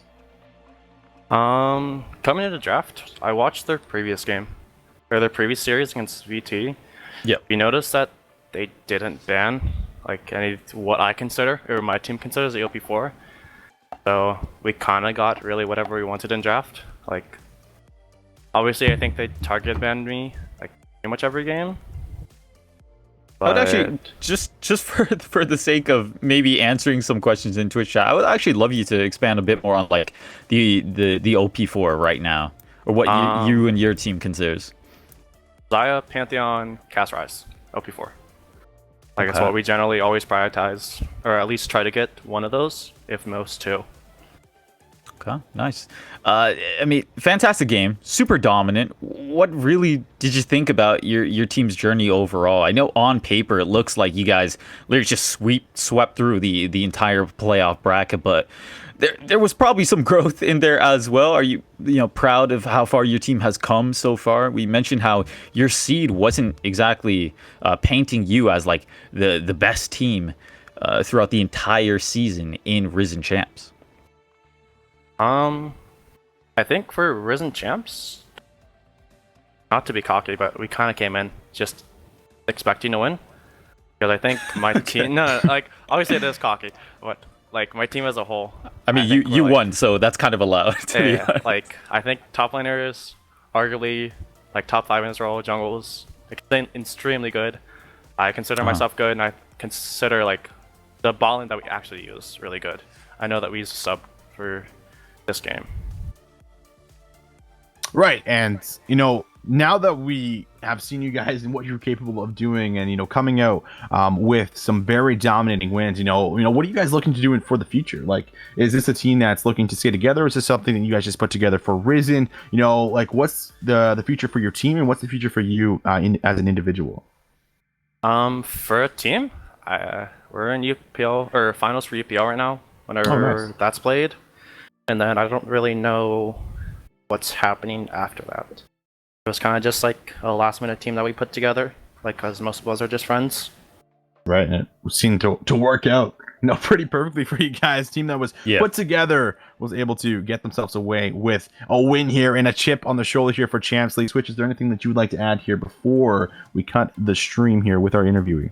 Yeah, man. Lucky Krunkers, or just the Lucky org in general, they have been hitting some of the top placements in some of these amateur tournaments.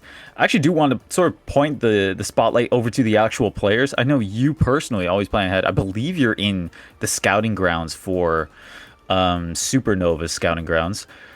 What's it like? What do you think holds the future for you in terms of your journey? And maybe if you want to point a bit of the spotlight over to any of your allies that you played with this game, or this series rather, what does the future hold for you guys as North American talents? I think generally, since our team's pretty young, most of us just want to go pro, including me. But I don't really know what's in store for us in the future. We have a few things that we're in discussions with, but it's hard to say if they're for sure now. But I'm really excited, though, for the SN Scouting Grounds. Yeah, that seems super exciting. But hey, things coming down the pipeline, hopefully, for you guys. Once again, congratulations. Again, dominating performance coming out from Lucky Krunkers. And that is just about it, Visions. That's one hell of a grand finals to wrap it all up. That's right, and extremely well done. Again, congratulations on the win. But that's going to do it for us. Remember, if you are looking to be a coach or drafting in towards 2020 there for the pre-made teams for Platinum and Gold, then make sure you guys do get in contact with an admin from Risen so that you can be a part of that. For now, that is it here from the very last series for this season from the Risen Champs League. Thank you guys so much for tuning in. As always, make sure you hit that follow button in the top right-hand corner of your screen if you would like to stay up to date for when Risen does go live in towards the future. And if you're feeling extremely generous, then hit that subscribe button to get all the perks that comes with subscribing. For now, we're going to throw it away. That's just it for the season. Thank you guys so much for being a part of this whole thing. And we will see you guys when we start things back up in 2020.